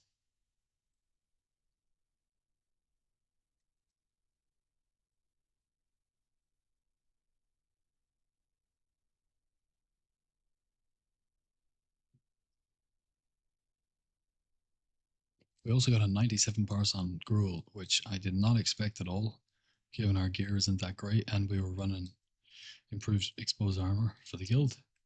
So that was kind of crazy.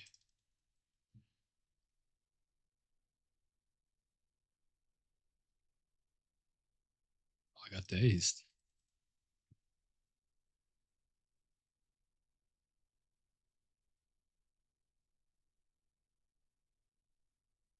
Whoa, I'm going for the wrong chest. That's not a great idea. Yeah, we'll get it on the way out. I was like, hold on a minute. The water lilies are in a really bad spot. How come I didn't do the pathing properly?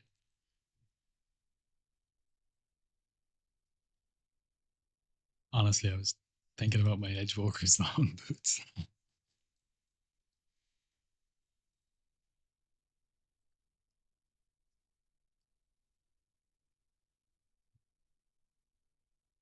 Well deserved. It's about time, yeah. Get this DST for the easy 99 parse. Yeah, that would be sick. Someday.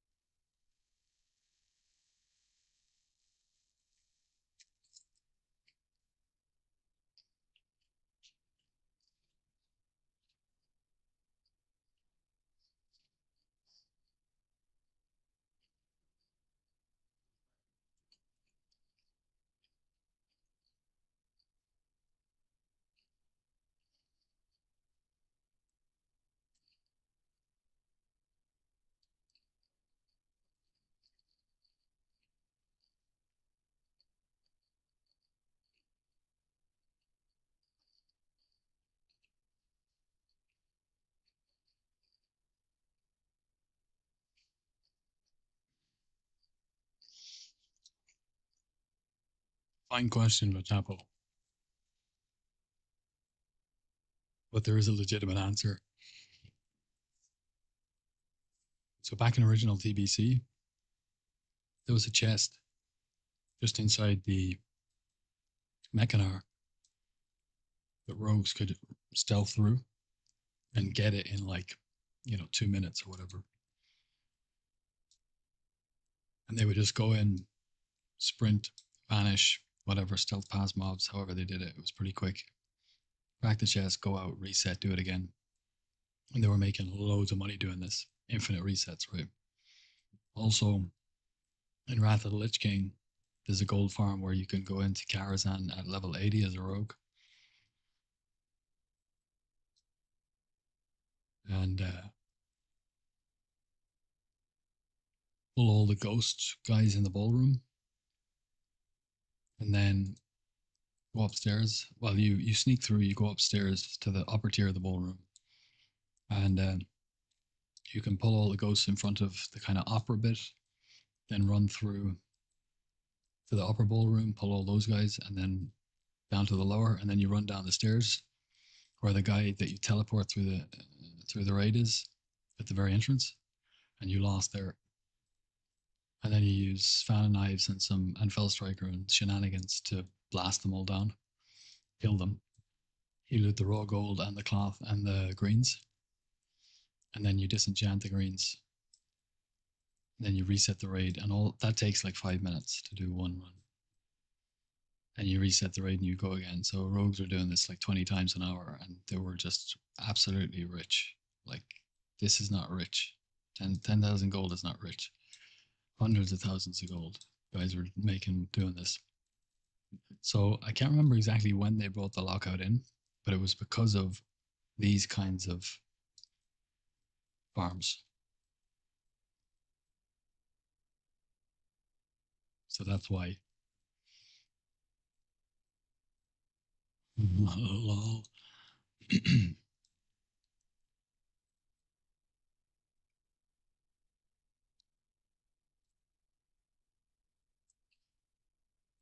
I understand the lockout thing. Exactly.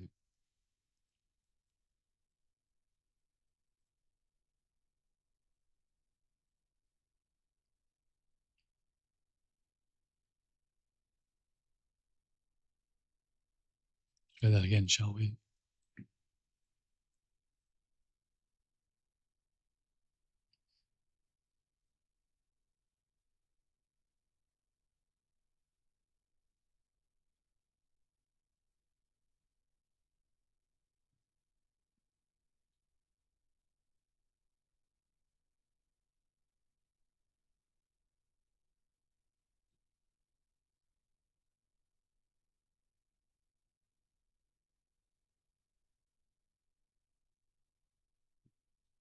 Five, nice.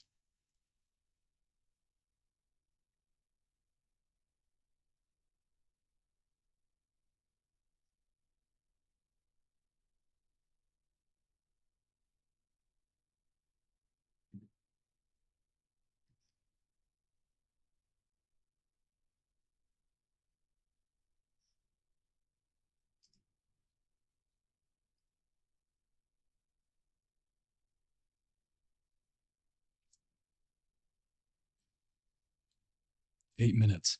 We still have to get the first chest.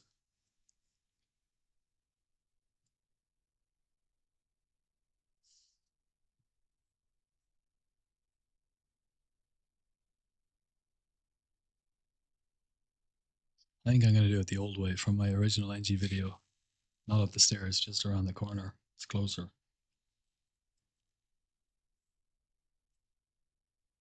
You can sometimes get two lockouts with the stairs, but kind of rare. I think it depends on like the way that mobs kind of stutter and move, and it can buy you just that extra couple of hundred MS that you need to get the second take off and vanish, or sorry, stealth, re-stealth in time.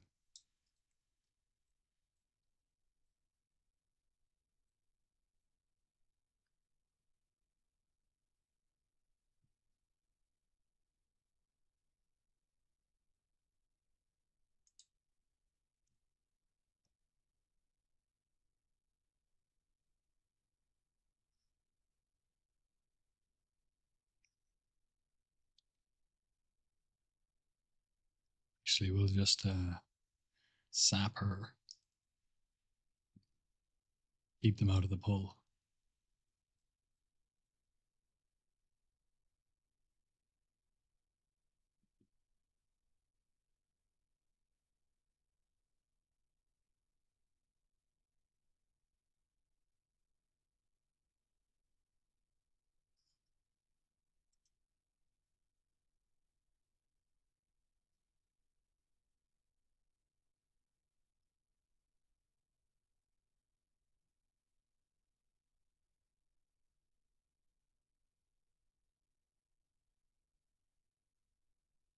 Our balloon, we're back on the. Uh-oh.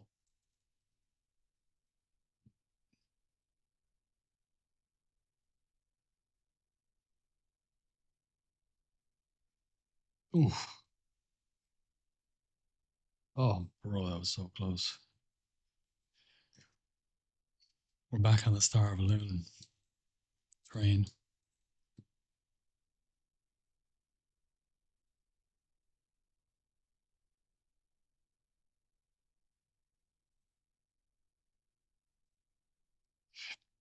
So I figured something out, or somebody on the Discord actually mentioned it to me. It's an old trick, but I was pretty sure that it didn't work in TBC anymore. But lo and behold, I've been taught. So you can vanish and swap macros in combat, and it works in dungeons. I need to test it in raids, but that's huge, absolutely huge. If you're trying to min max and like get the absolute most, you can vanish swap macros. So in a shorter fight, for example, you could have, say, your brooch up or your brooch, or let's say you had the abacus of violent odds and you popped it to get the 2 minute to get the haste. Let's say you're on Gruul, you pop it at the start with your blade flurry so that you can get that early DPS pump because you're going to be able to. Usually, you're going to be able to get a second 2 minute cooldown off in the fight window if you pop it early. Then when he does his first slam, you vanish, and you can swap that trinket out then for Romulos or something. Although if you want to do it twice, that wouldn't work, would it?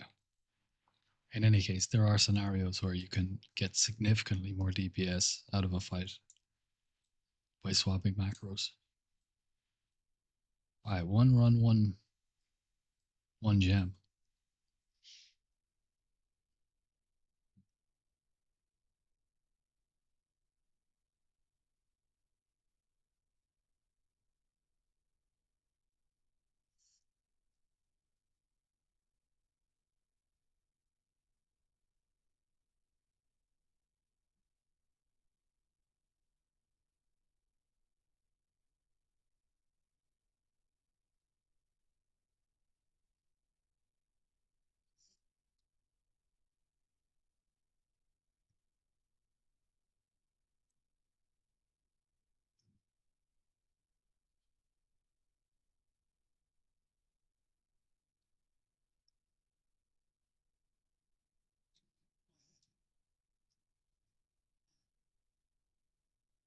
And it is locked. That's nice.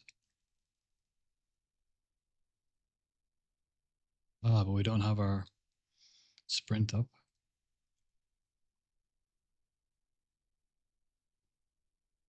We don't need it when we have 100% dodge.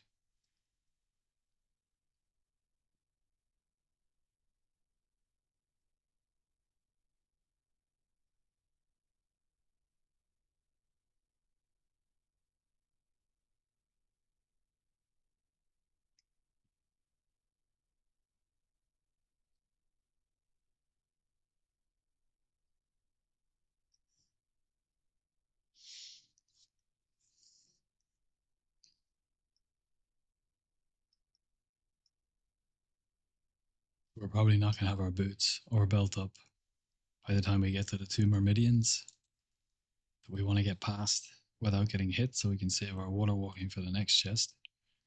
Is kind of the optimal scenario. So we're going to pop a swiftness potion. This is nice though.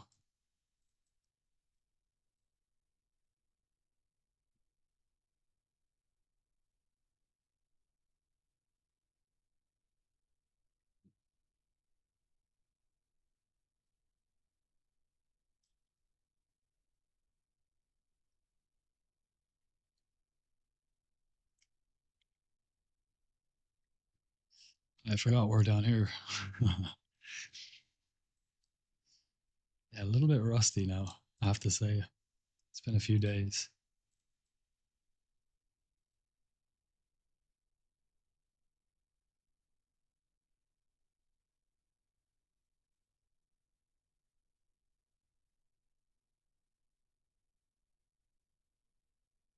Okay, we got a blue. That's nice. We might as well get this one now since we're here.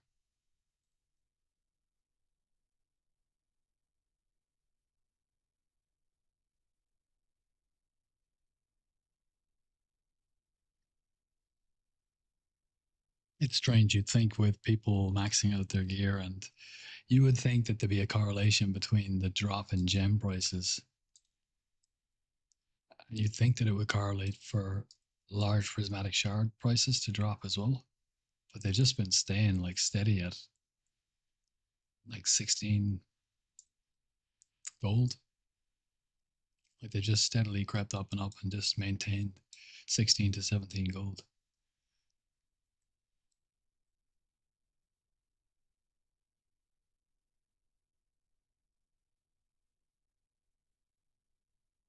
In that fell striker mindset, exactly. Exactly, bro. Yeah, it feels good to have that done.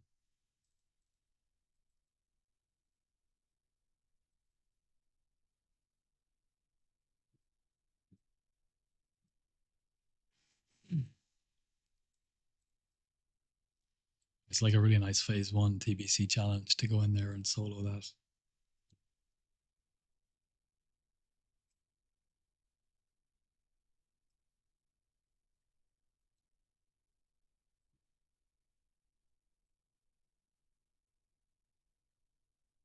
It's locked, but that's okay because we have our trinket.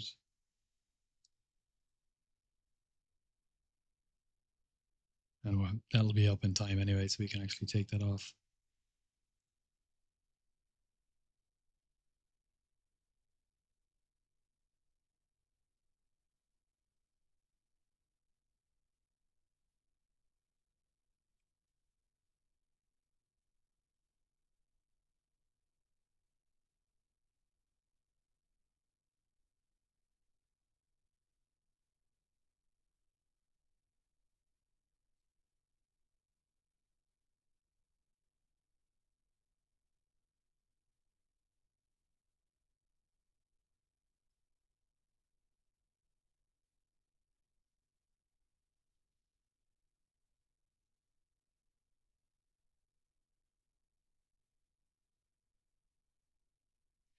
We discovered that you don't actually,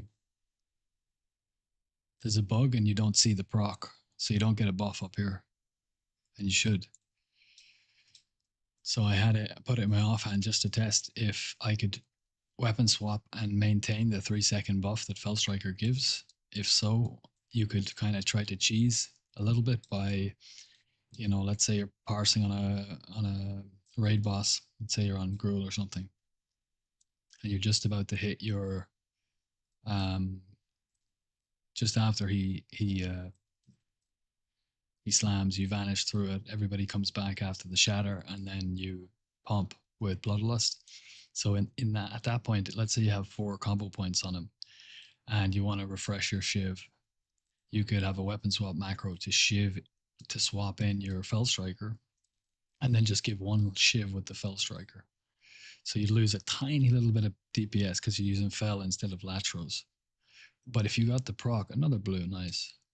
If you got the proc and then you went back to latros, now for the next 3 seconds, everything that hits is going to be a crit. So then you pop your 5 point eviscerate on him and it's a crit. And your next 2 globals then will be, if you time it just right, your next 2 globals will also, like your sinister strikes, will also be crits, and every white hit in between will be crits as well.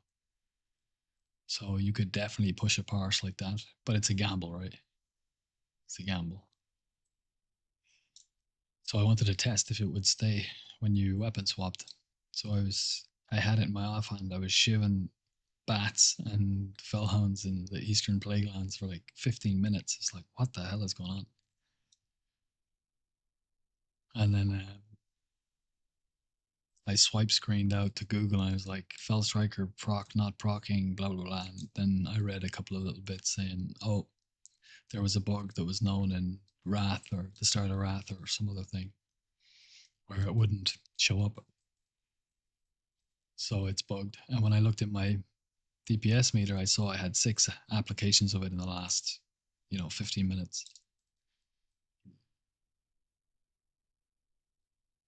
So the TLDR is I couldn't actually figure out if it maintains when you swap your weapon because I had no idea of knowing when it was up.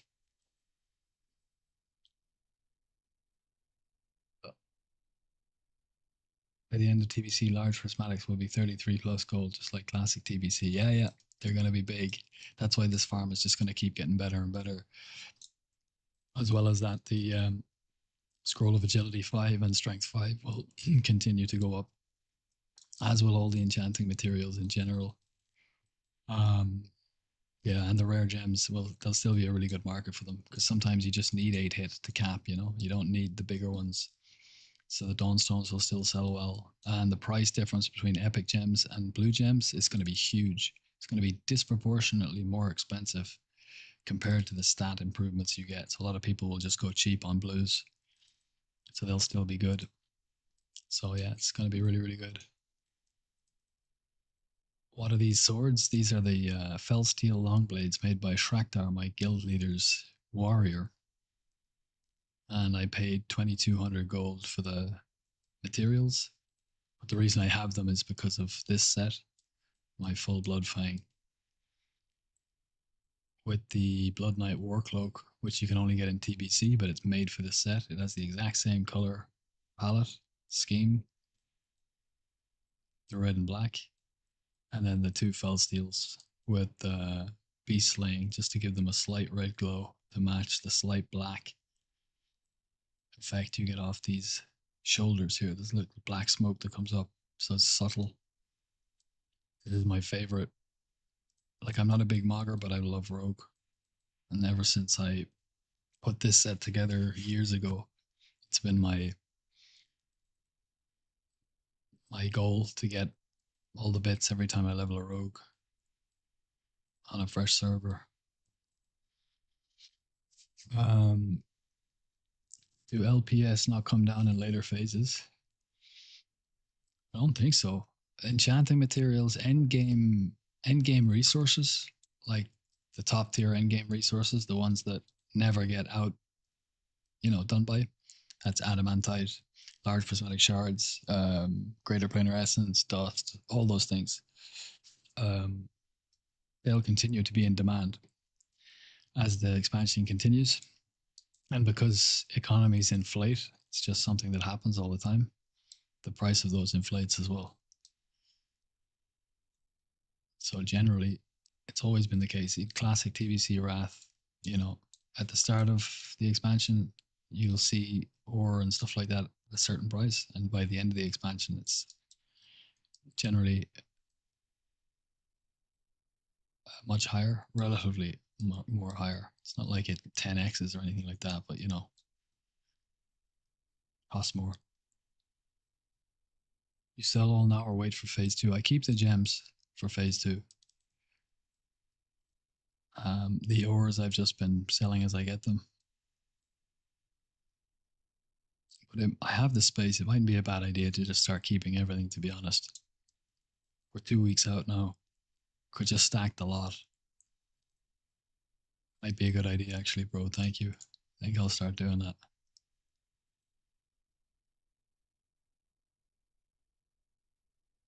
Did I get everything? Yeah, I did.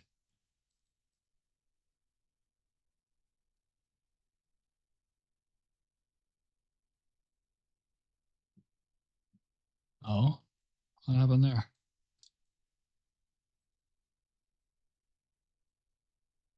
Is that not in stealth? No. Strange.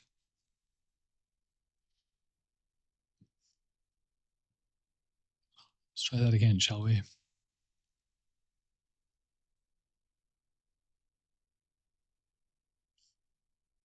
I did blow like 4,500 gold in the last 3 days, so maybe I should start being a little bit more frugal.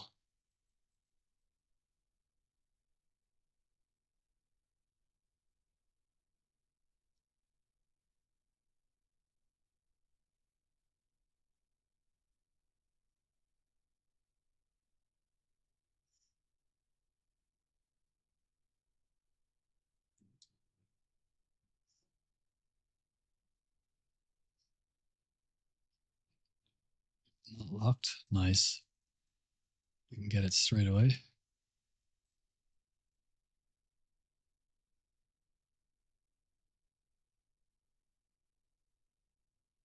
Oh,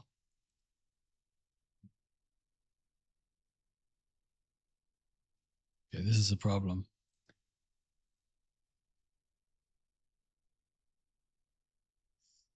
My blind missed. It's the first time that's happened in a long time.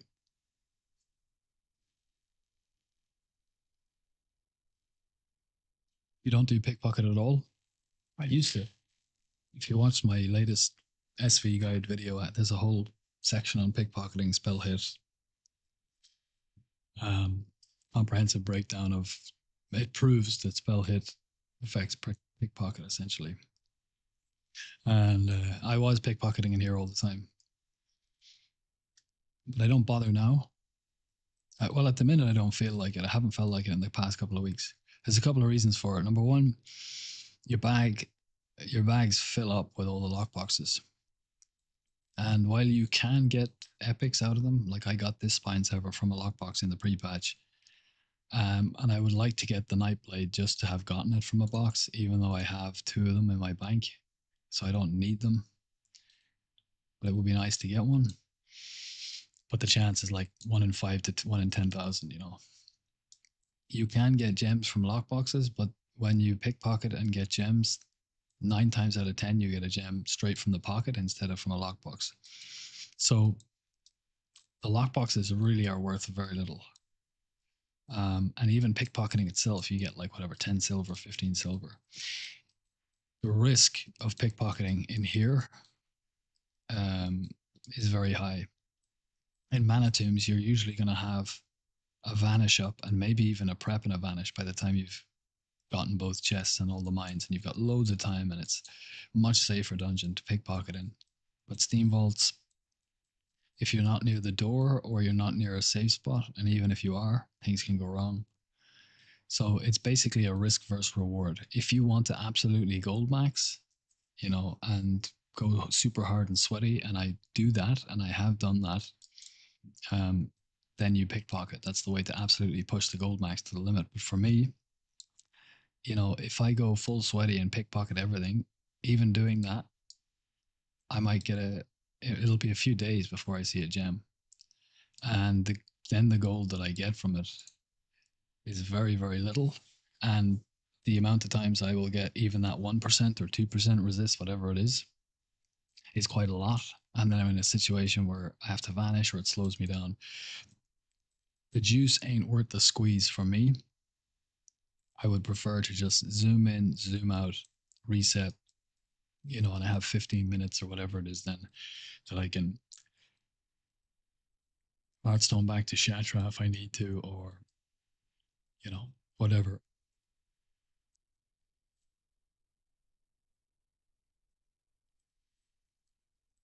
But it's really the bags that threw me over the edge, to be honest.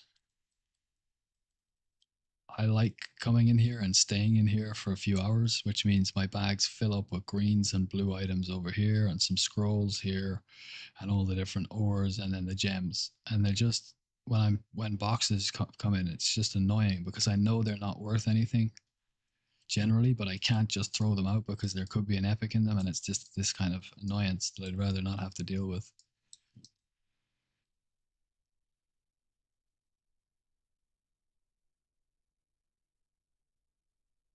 Okay, 1 minute for belt. I think we can get away without the belt, to be honest. But you know what? If we have a minute, let's just go and get the.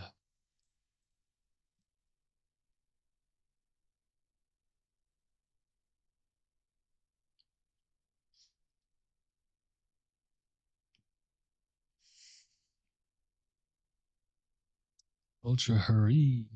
Hi, hi. How you doing? I'll try these chest strats instead. Pickpocket. Wish me luck, TY. I wish you good luck. Yeah, try them. If you haven't already, I would suggest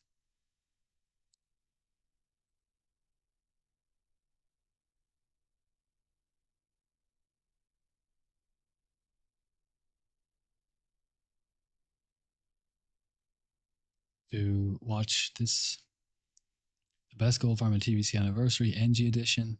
That'll show you all the NG pulls. And then no NG SV, the best gold farm just got better. This one is a more of a comprehensive stealth farming guide. It's got loads of tips and tricks about dodge, pickpocketing, spell hit, um, trinkets, little bits of gear, stuff like that, consumables. There's loads. It's jam packed full of information. This is more like the loot I got from 200 chests, how to do the NG pulls, where to get the mines and how to do that kind of stuff. But they're both packed with really valuable information. So if you haven't already checked them out, I would watch those 100%. And if you have watched them, but you're still struggling, the best thing to do then is to, if I'm streaming, just come and game alongside me, do the runs as I'm doing them. And then whenever you're on the part or whenever I'm on the part that you get stuck at or have a problem with, just watch how I do it and copy it exactly. And that's a really good way to get it down. And if I'm not online, you can go to my YouTube and go to the live section, and there's like 5 hour long, 6 hour long, 8 hour long farming sessions in here, which you can flick through then to get to the section you're having problems with. I just distracted this thing over here. Yeah, you watched 5 minutes ago. All right, nice one, nice one, nice one.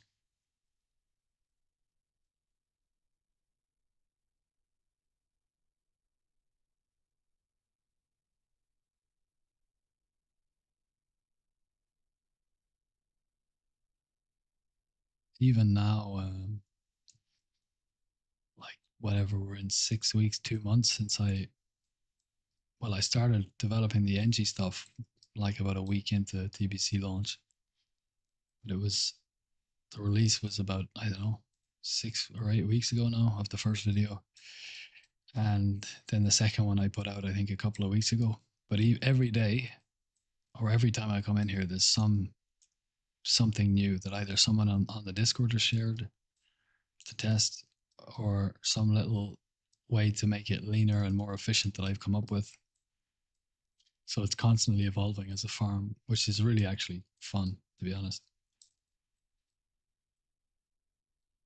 That was locked, wasn't it? No, it's not locked.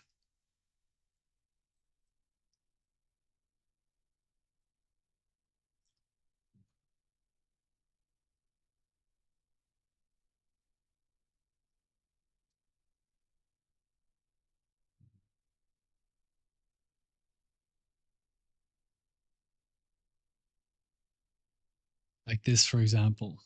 Watch this. Shadow step behind the surgers, create even more distance and get there quicker. This is something I just started doing a few days ago. Living Ruby, let's go. Let's go. That's so nice. That's huge. We got a star balloon from the first run. We didn't get any from the second run. We got a living ruby on the third. That's really big. That's so nice. Love it. We're up to 450 gold per hour at the moment.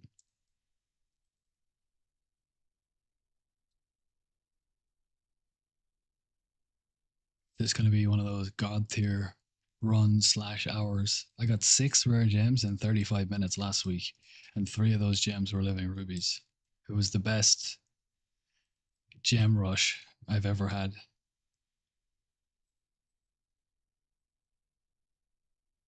But that's RNG.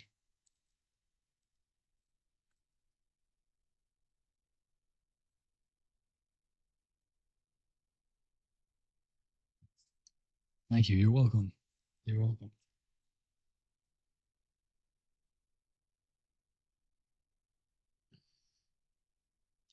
Fresh ruby. That's so nice. Oh, I'm lagging a bit. What am I at? 240 ms. But I thought playing in Bangkok gets you guys on European servers.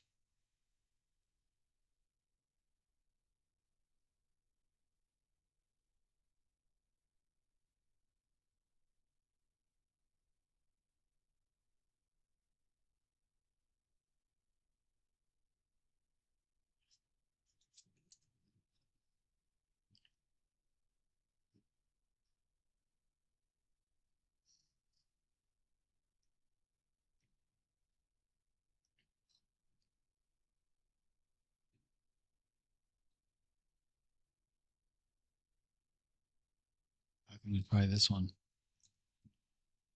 Oh, wow.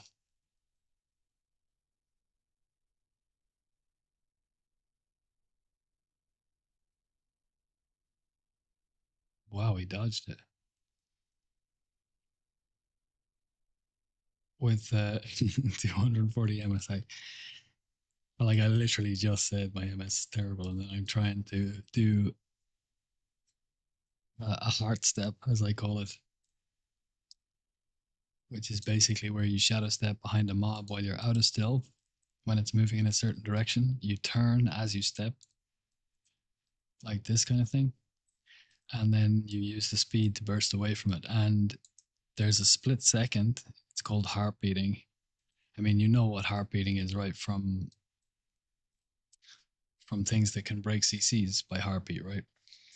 Well, there's an aggro heartbeat concept as well, where there's certain period moments in very short moments in time where you won't aggro even if you're close to them.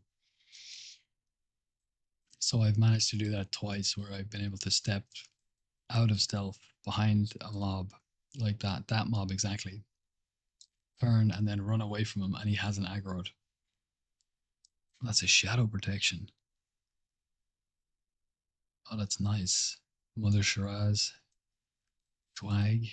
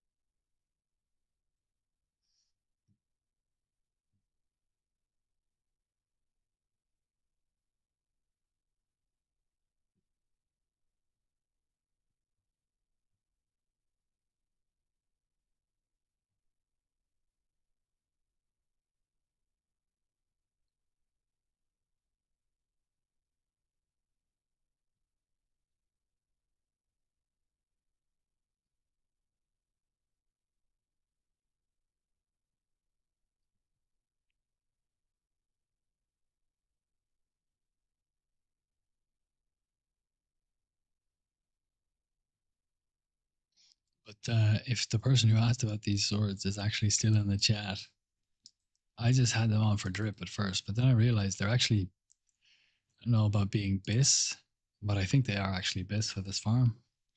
Because, for example, Blink Strike gives nothing. It's an extra attack. That's no good to us because we don't fight in here. You can fight the mobs on chest 8 if you want, but it offers nothing. And Latros gives you expertise, which you don't need, and attack power, which you don't need. It gives you 15 agility, which translates into dodge, right? But these give you 26 agility each and 15 stamina. So you get 300 hit points and you get 3% dodge. 26, 52 agility is almost exactly 3% dodge. So They're actually really, really good for an ear. I forgot the gas cloud.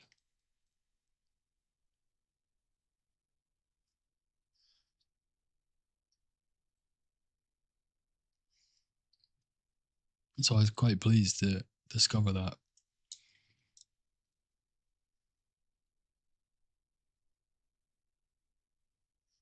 I still wouldn't recommend buying them at 2,200 gold for a pair, just for 3% dodge. It's not that important.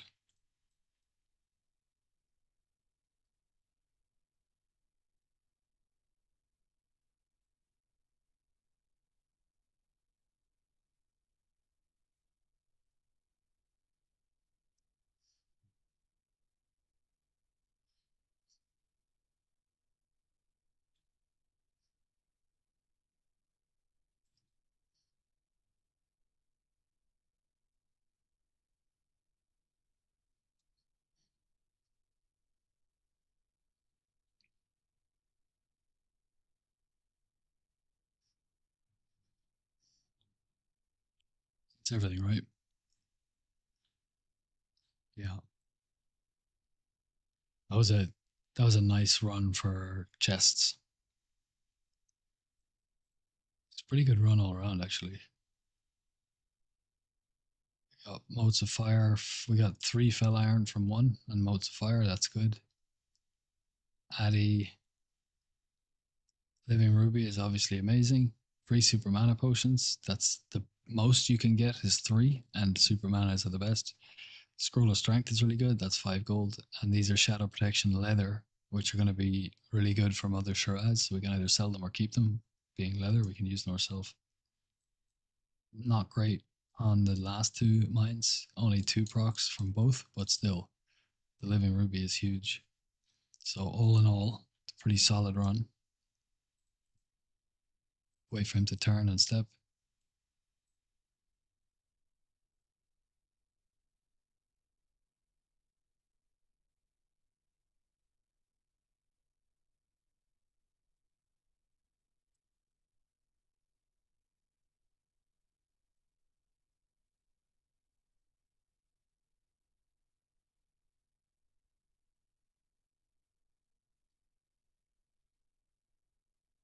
Just got my first living ruby after learning this. Thanks for the vids. You're welcome, bro. You're welcome. I love it. I love to hear that. People coming into the chat saying, hey, I'm making money. I'm making money. It works. It's really good. It's a really, really nice farm. And it's not going to get nerfed like the other ones. So it's fun as well. Like it's not a brain dead farm where you're just bored doing it all the time. Like you get it. I still get a kick out of it because the pulls are, and there's so many different ways to do them as well. Nice. It's unlocked. That's huge. And we've got everything up. That's so nice. So we're going to get this one straight away. I'm going to use the new strat here, which is not to distract, it's to sap. In every pack, one of the mobs will be a leader. She's the leader. If I sap her, he will wait beside her until she moves again. If I sapped him, she'd keep moving and he'd remain sapped because she's the leader. So once you know who the leader of the pack is, you can sap them and maintain the whole pack there. Sometimes it's advantageous to actually not sap the leader so that the pack can move away and you can keep that mob that's not the leader in that position to step on it or use it as a pull target so it can chain the other ones when they're in a different position.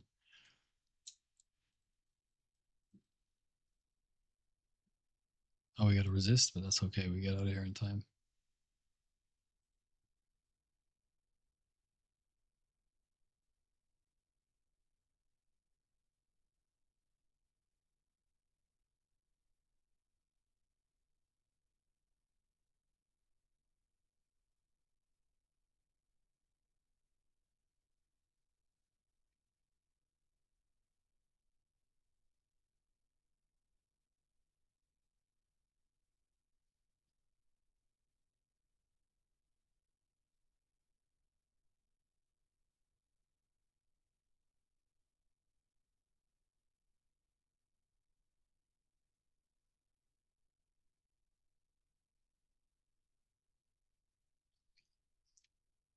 I'm leveling a rogue after finding this channel. I was drunk when I created the character and called it Slave Pay Gold.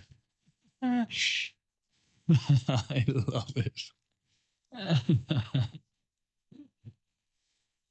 It'll be a great name for the entire expansion, and it'll be probably even better in Wrath. It'll be seasoned in Wrath because all the people who know will know.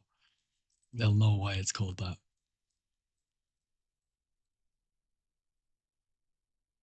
And it'll be a great way to mark out like rogues who have done the farm or who gold farm or who know this kind of stuff and share in that kind of enjoyment of this aspect of the game will come out of the woodwork whispering you when they see it.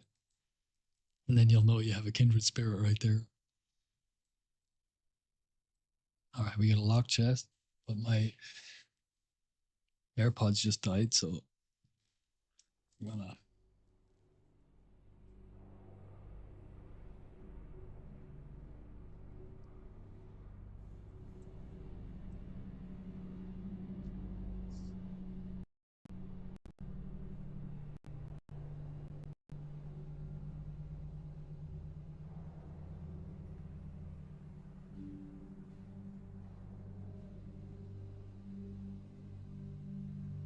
There we go.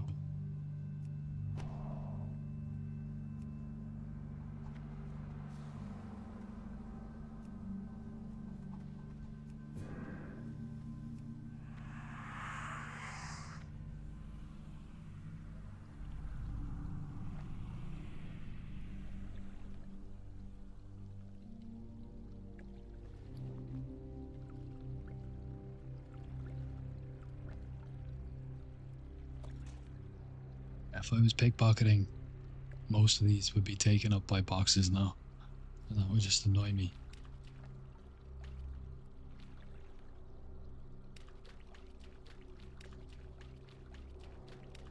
The people who don't know might be concerned, though.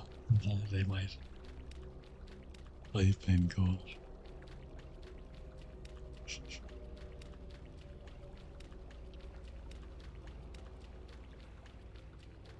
I did not know this, but thanks. Yeah, you're welcome. Thanks for the laughs.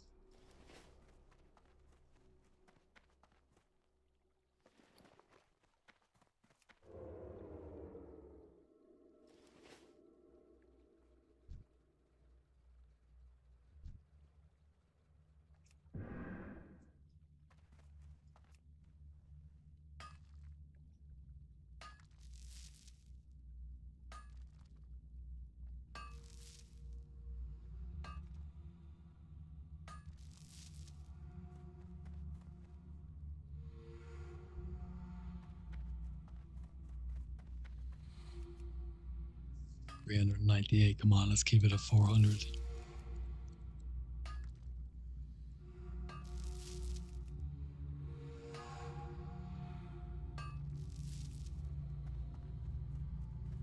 Drops like quite a lot though, doesn't it? It's like 15 silver a second. 14 silver a second. It's dropping away.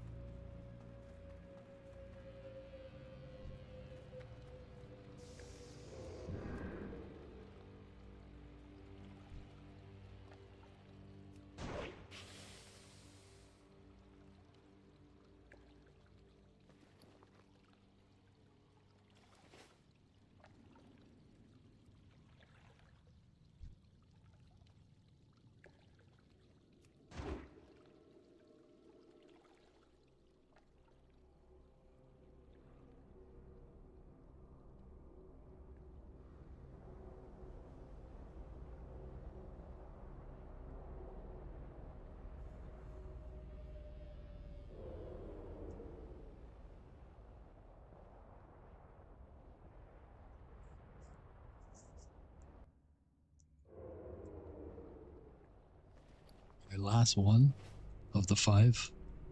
See if we can get another gem. Another living ruby would be Bis. 2 living rubies from the same chest would be Bis, actually.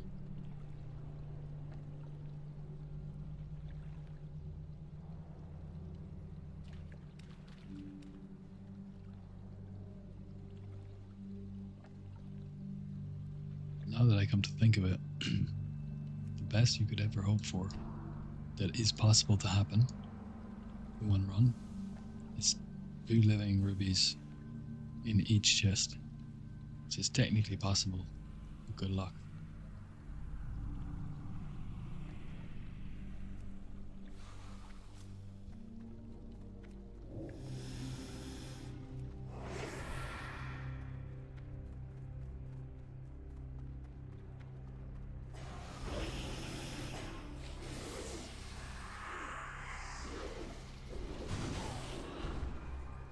I got dazed. Crazy.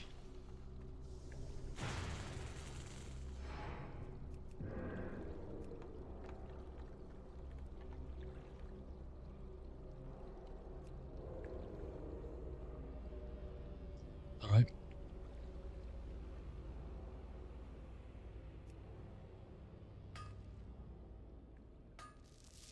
I mean, it's not that crazy. We rushed the poll.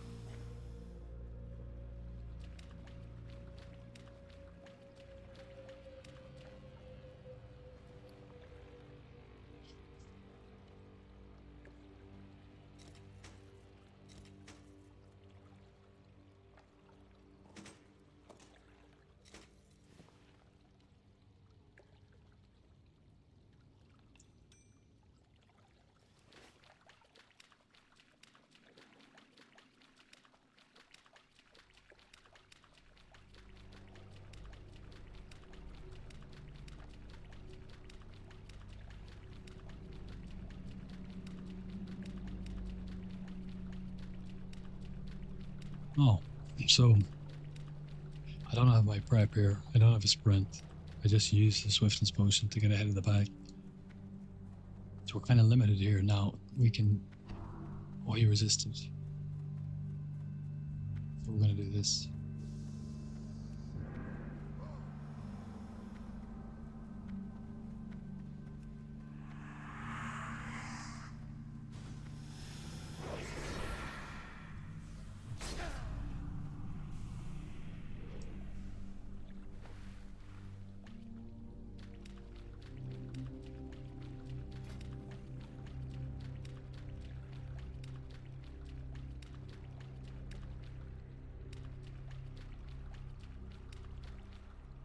We were going to frost grenade the two myrmidians, and there's a crab just beyond them. And we were going to frost grenade, freeze them, and step through to the crab, which is something I've never done before, but possible. It's kind of fun once you get comfortable doing it, you know, one way, and you get used to it. You can start doing it all kinds of ways.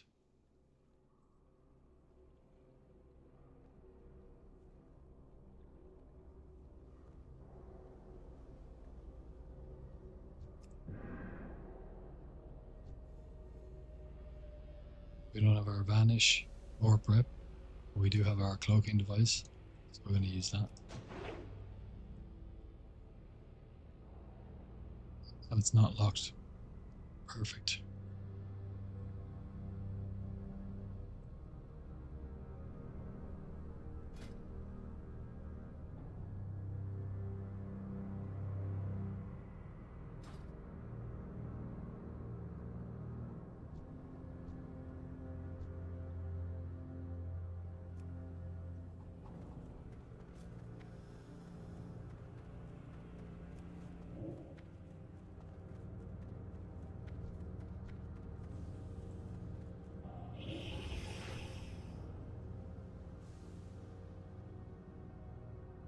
That's so strange. Look at that. We cloaked. Normally when you drop. That's so interesting. We can use this. That's so cool. So, normally when you vanish, any CCs that you have on a mob, sap, blind, crippling poison, whatever, when you vanish, you drop combat, and all those effects normally get removed from the mob, and they'll reset their position. But we just used this cloaking device, and I've used it here like this a number of times, but I've never done this before. I've pulled him over here, you know, blinded, come around here and use the cloak, and he's reset like normal, just like we vanish, right? But I've never just blinded him here. I just wanted enough distance. You can vanish from here after pulling him and click the chest when he's running back and still open it. But with the cloaking device, because it takes a second or so to kind of phase you out, I don't like risking such a short strategy or path. So I blinded him here, and then we clicked the cloak and clicked the chest straight away. And whatever happened, I dropped combat. I came out of stealth or invisibility, and he stayed here. That means, in theory, we can manipulate the position of mobs within a dungeon. In theory. In theory, we could pull like a whole bunch of them, have them in a certain position, like sprint to somewhere. And if we could replicate what happened here, where we drop combat and then come out of it quickly, and the mobs all stay in a certain position, that's incredibly powerful in a game-breaking way. Now, I don't have an application for it off the top of my head. I just know that being able to place mobs wherever you want in a dungeon. Oh, so he reset now. That's so cool.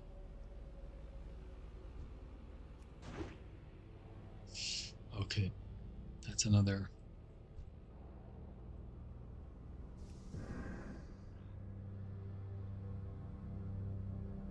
That's another vector.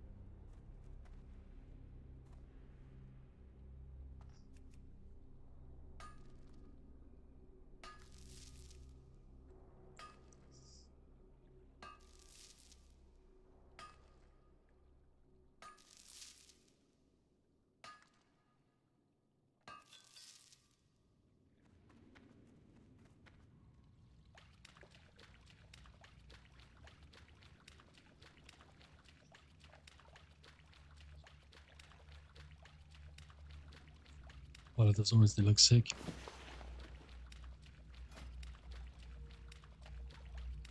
Fell steel long blades.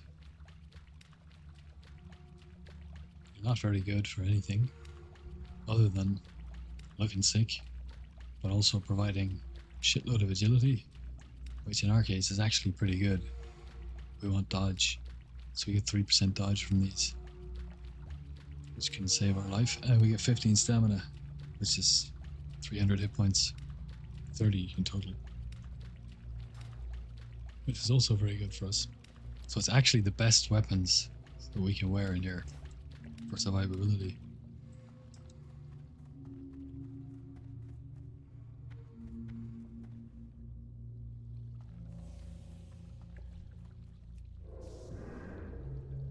The best weapons that we have, asterisks.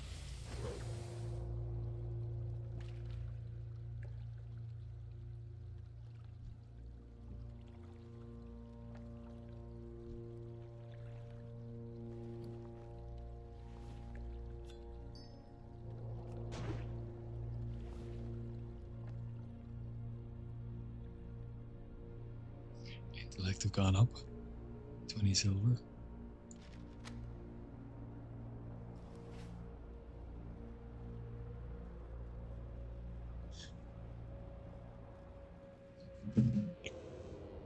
Oh, I need to climb back into my coffin soon, guys. The sun is up.